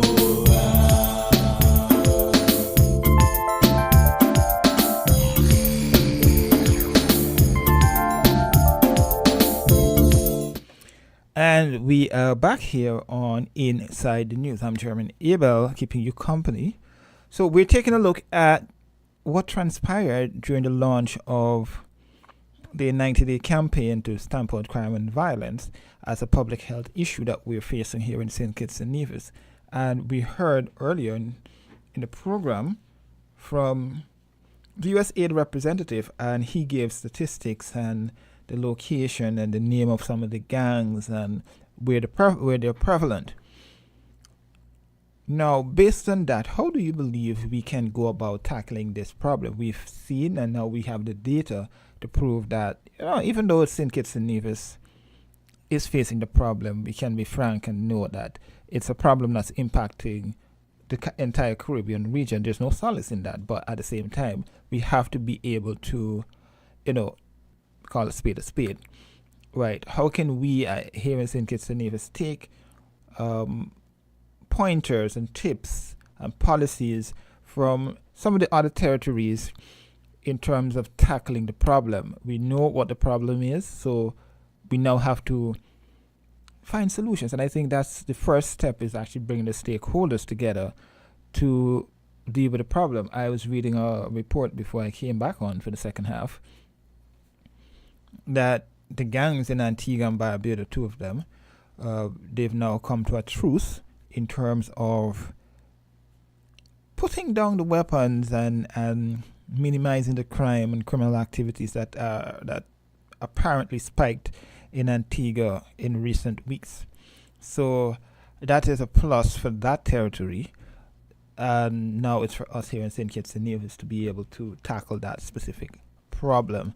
Well, we'll continue the program. We'll hear more from former National Security Minister in Jamaica, Peter Bunting, about the whole issue of crime and violence and how it could be tackled.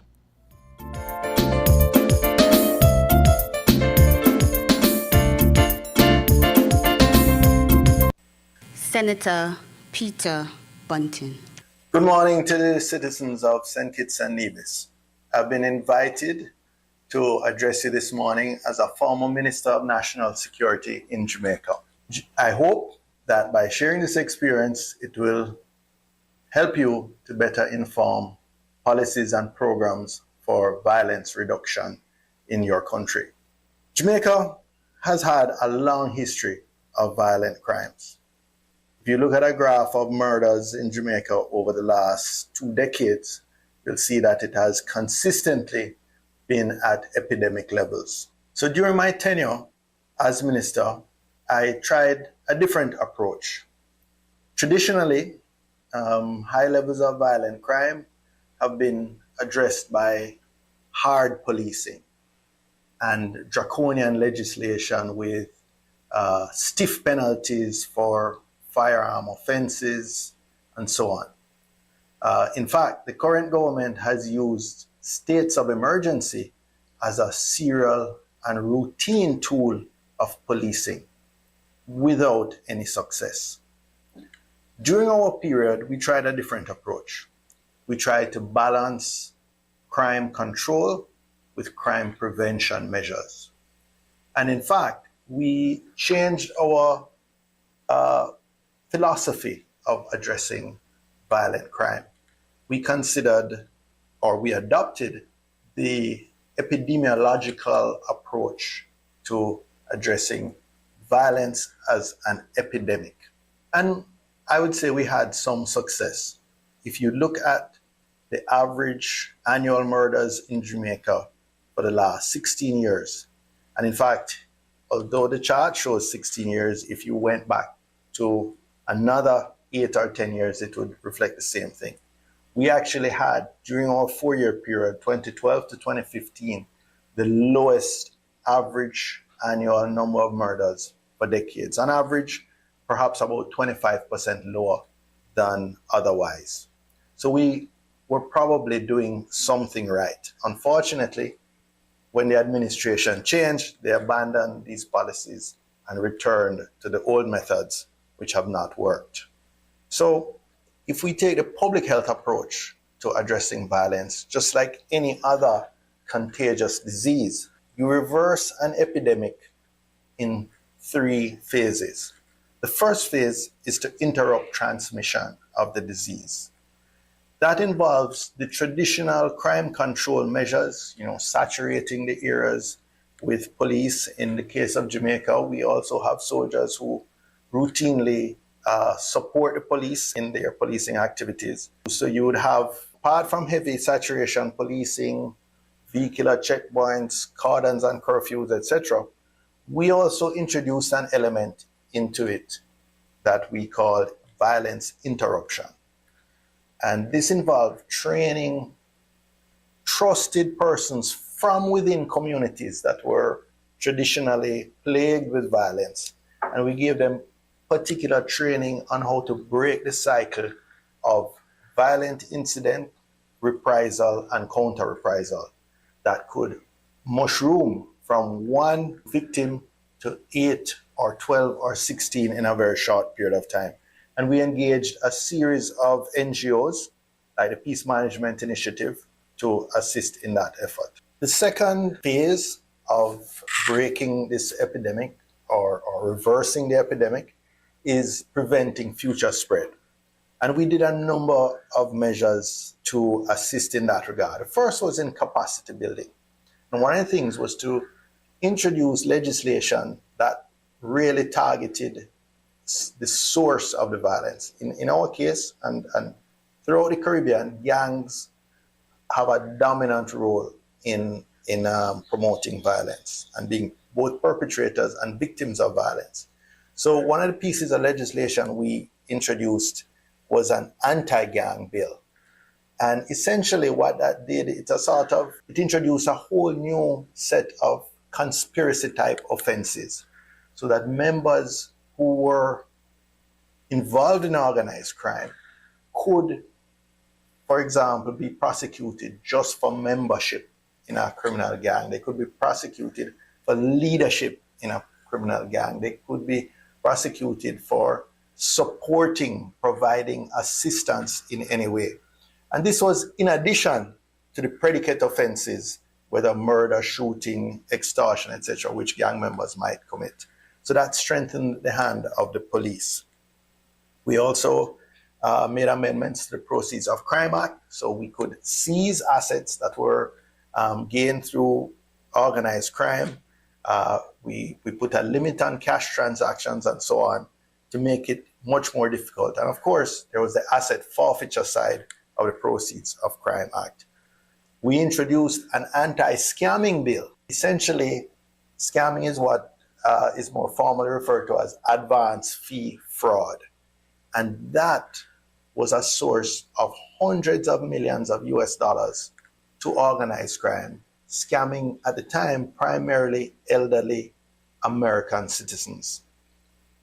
In 2014, we estimated that figure was 300 million US annually.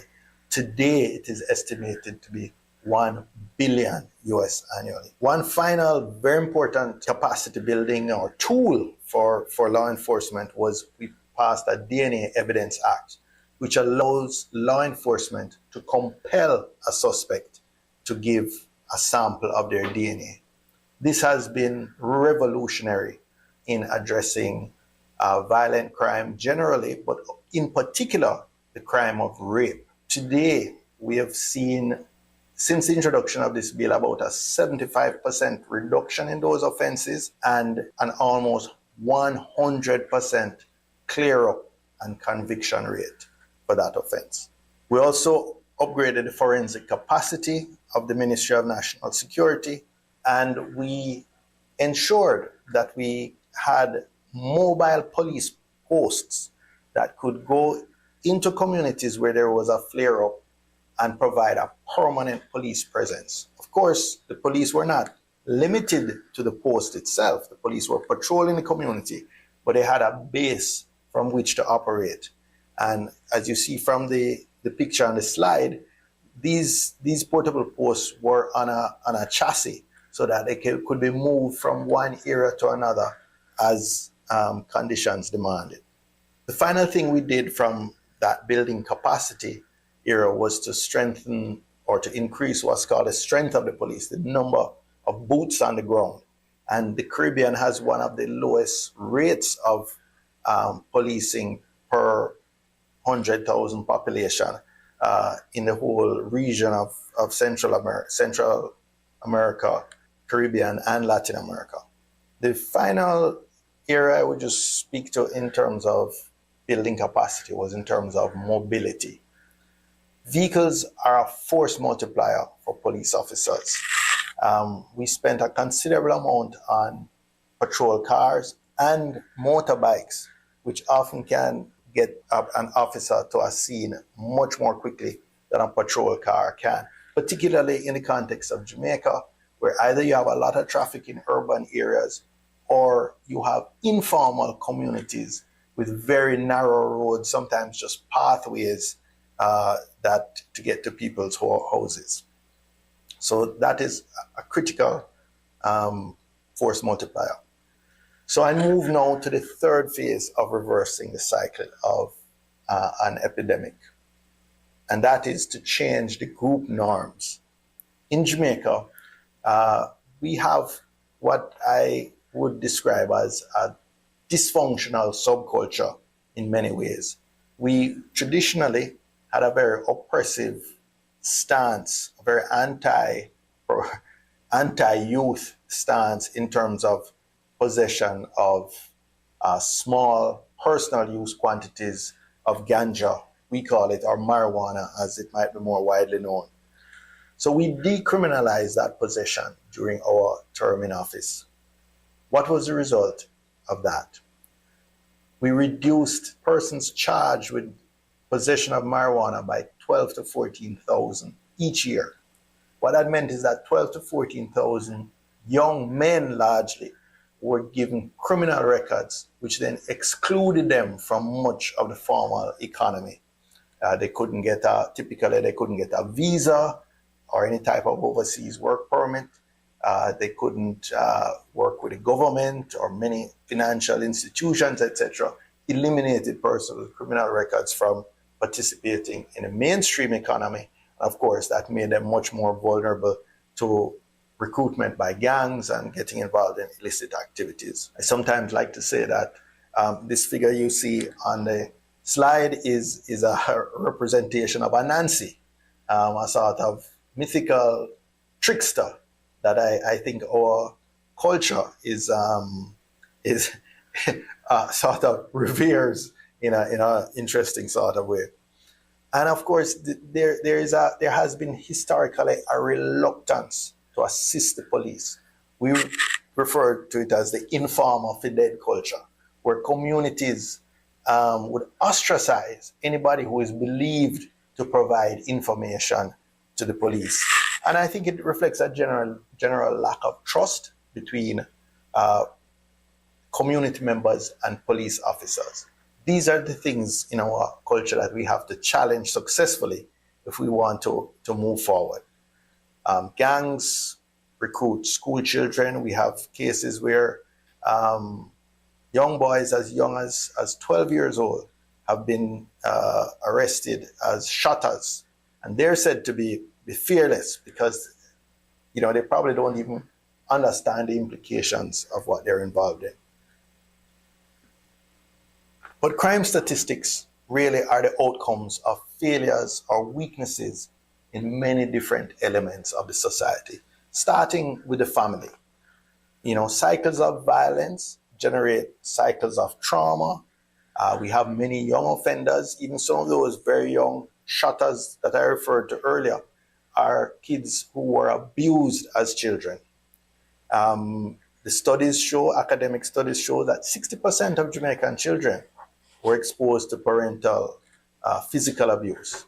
That is a bit dated. Those studies were done about a decade ago, but I don't think anything suggests that has changed dramatically. 50% of gang members don't know their fathers at all. And, there's tons of statistics that show that children without a father figure in their life are subject to much more risk. They're 11 times as likely to display violent behavior, 9 times as likely to join a gang, 6 times as likely to end up in prison, and twice as likely to drop out of school.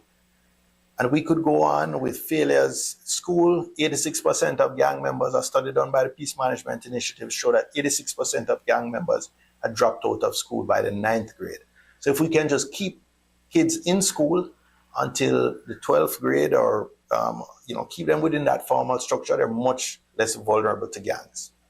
And we can go on and address all the areas. Physical environment, we need to create safer public spaces, safer public housing, control the disorder in our public spaces and in our communities. In terms of policing, we have to reculture the police force, improve accountability, downplay the paramilitary style of policing, and emphasize instead proximity policing, or what is sometimes called community policing. Finally, we took a multi-sectoral approach to community safety. We recognize that it's not just the Ministry of National Security, but it has to partner with ministries of education, youth and culture, justice, health, local government, labor, and social security. So we came up with an initiative to get this partnership, this national partnership going, and we called it the Unite for Change Initiative. It involved communication, it involved coordination, it involved membership. It engaged local partners, NGOs and the private sector, community-based organizations, faith-based organizations, media, and the creative industries. And it had positive outcomes in terms of sustained reductions in violent crime and in the fear of crime. We also made citizens participate. We empowered citizens to participate in their own safety through a cutting-edge app called the Stay Alert app. This type of app is common today, but 10 years ago when we introduced it, it was cutting edge. So in closing, let me commend to you a whole of society approach to addressing the issue of violent crime. We call it Uniting for Change, getting all hands on deck to address crime. And I close by thanking you and giving you a few seconds of a video that we used in Jamaica in launching that Unite for Change initiative. Thank you. When families collapse, schools fail to educate, the economy does not produce enough jobs, we turn to law enforcement to save us. Nothing could be more wrong. It gives law enforcement an impossible burden, and worse, it takes all of us off the hook. The task is to launch a strategy that engages the energies, passion, and commitment of all. And that is what the Unite for Change initiative is about. We're really inviting every citizen to come together to make his or her community safer. We're different. We're 98.9. 98.9. Win FM. People make the world go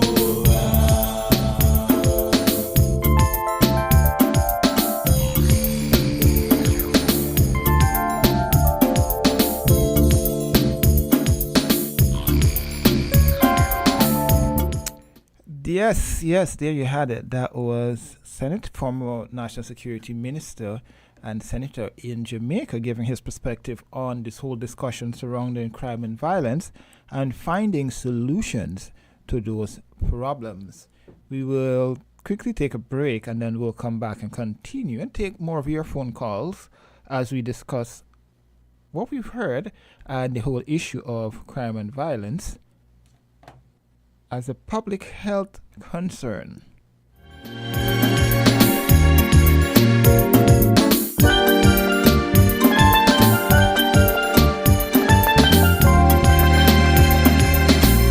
People make the world go round.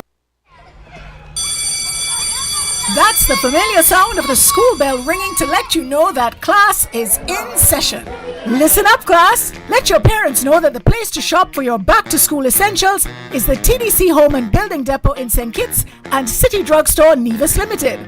Get up to 30% off backpacks, notebooks, pens, pencils, school bundles, printers, and more. And while they're there, be sure to have them ask about the tech tools for teachers so we can help you achieve even more success. And remind them about Flash Sale Fridays, when you can receive even more savings just in time for the new school year. Now you know. See you at TDC Home and Building Depot and City Drugstore Nevis Limited. Class is now dismissed. Terms and conditions apply. See stores for details.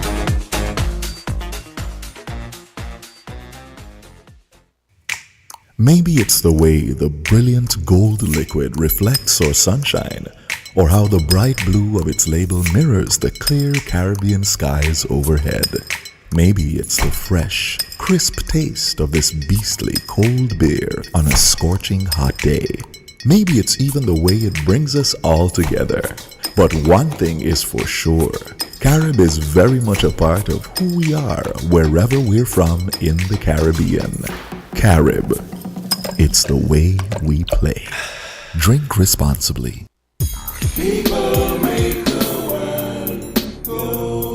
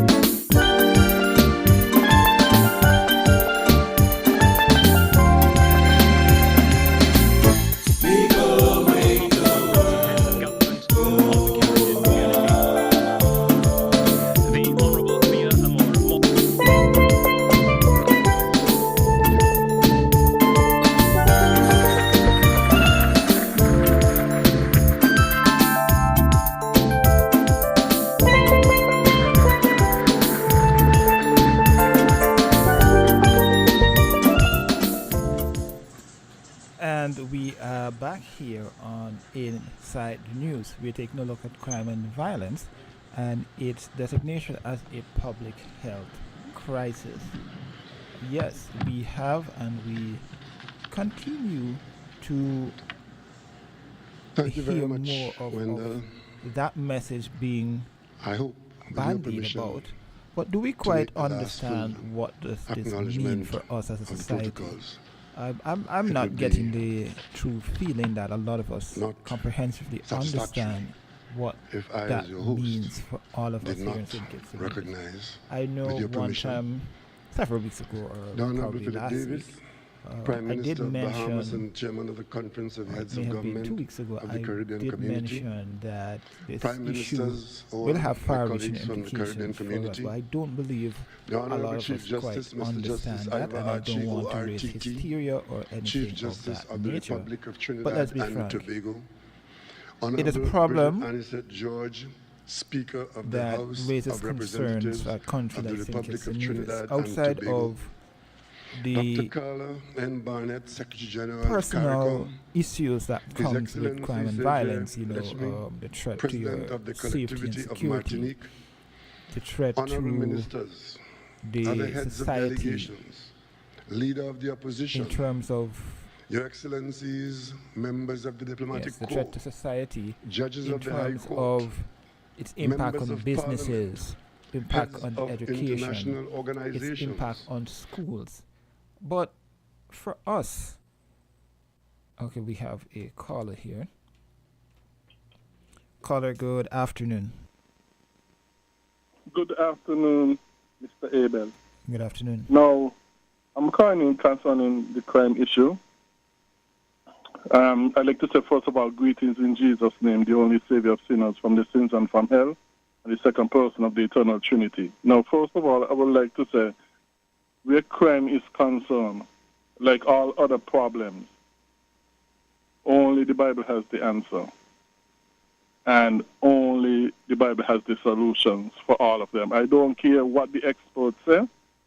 If what they say is not in line with the Bible, and those that you just played are definitely not in line with the Bible, they have no answer and no solution to any problem, including the crime problem.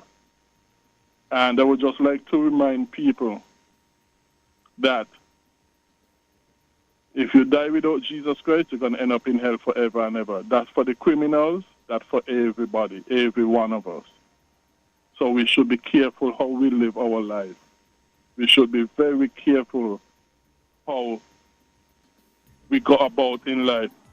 Because if we die without Jesus Christ, we will end up in hell for all eternity.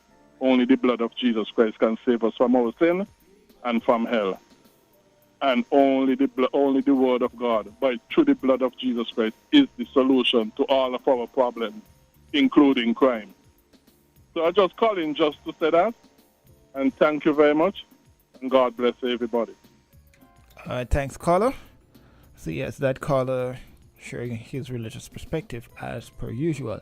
So yes, as I was saying, this issue is one that will definitely impact us economically, and I know a lot of the experts, the economists, the social activists, the political commentators have all been talking about this over and over and over, and the stark reality is what it is.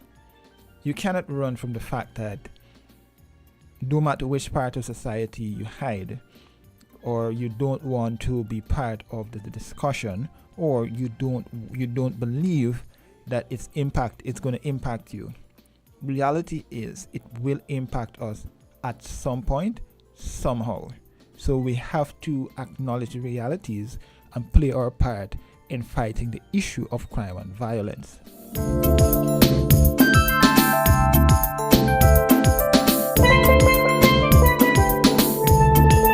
We definitely have to do some introspection to see, and this does not just mean those people who are directly involved in the issues with, or those directly involved with gangs or not. Everybody, whether or not you are classified as in the upper class, or you're classified as in the lower class, or you're in poverty or so forth, we all have to acknowledge that this is us that's being impacted, all of us, not just one aspect, right? So I think that is one of the issues that we definitely need to sit down and understand the broad implications for the entire issue of crime and violence and this whole topic that is being discussed right now. So when we hear that the representatives reaching out to the communities, go and share your thoughts. Go and share your experiences, share your recommendations, share your suggestions with everyone so that we can live as a peaceful society. I know we had cricket here. Everybody wants to go to cricket. Everybody wants to go to the strip to party. Everybody wants to go to a party and feel safe at the end of the day, right?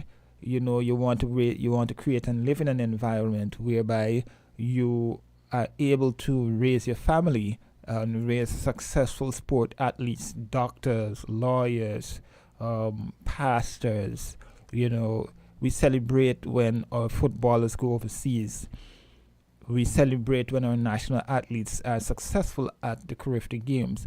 But we cannot continue to celebrate these athletes if we do not create an environment that is actually one that will ensure that they transition, ensure that we continue to produce these world-class top athletes here in St. Kitts and Nevis.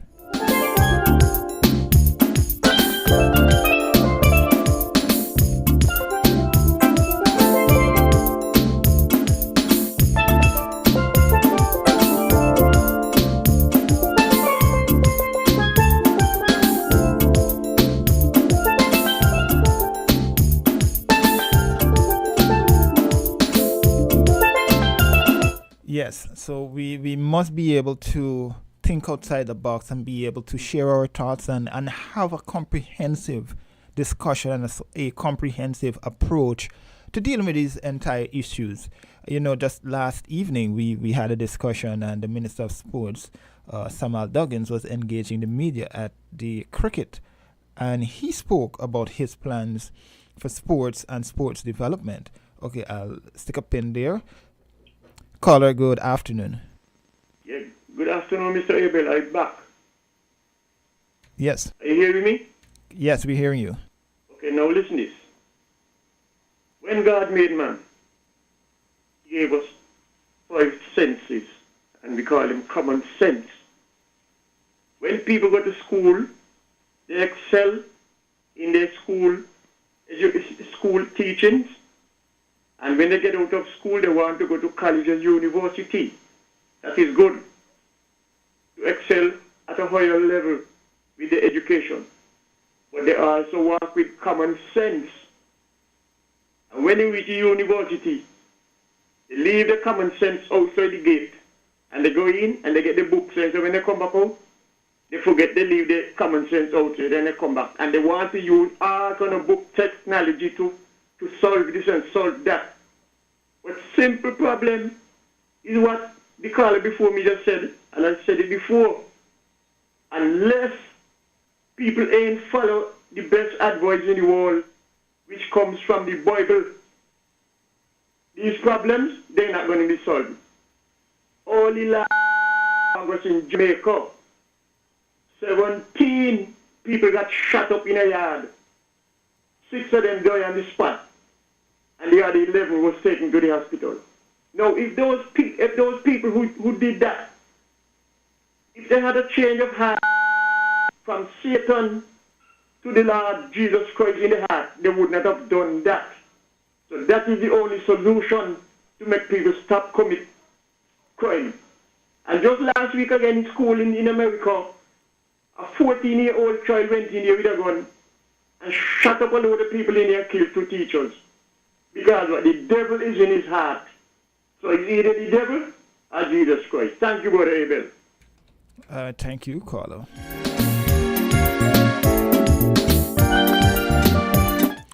So yes, we'll take a quick break now as we begin to wind down the program here on Win FM for today. We'll take a quick break, acknowledge our partners, and then we'll come right back with more discussions here on Inside the News. From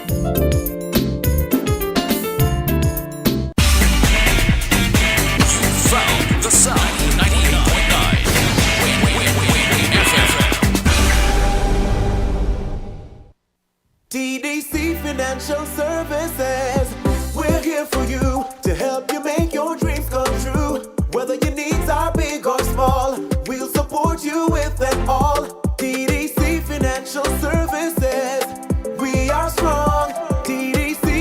Financial Services, this is where you belong. TDC Financial Services, where money is made easy.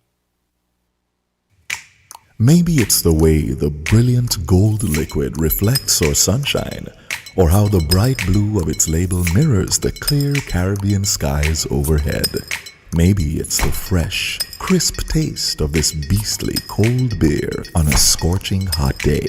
Maybe it's even the way it brings us all together. But one thing is for sure, Carib is very much a part of who we are wherever we're from in the Caribbean. Carib. It's the way we play. Drink responsibly. People make the world go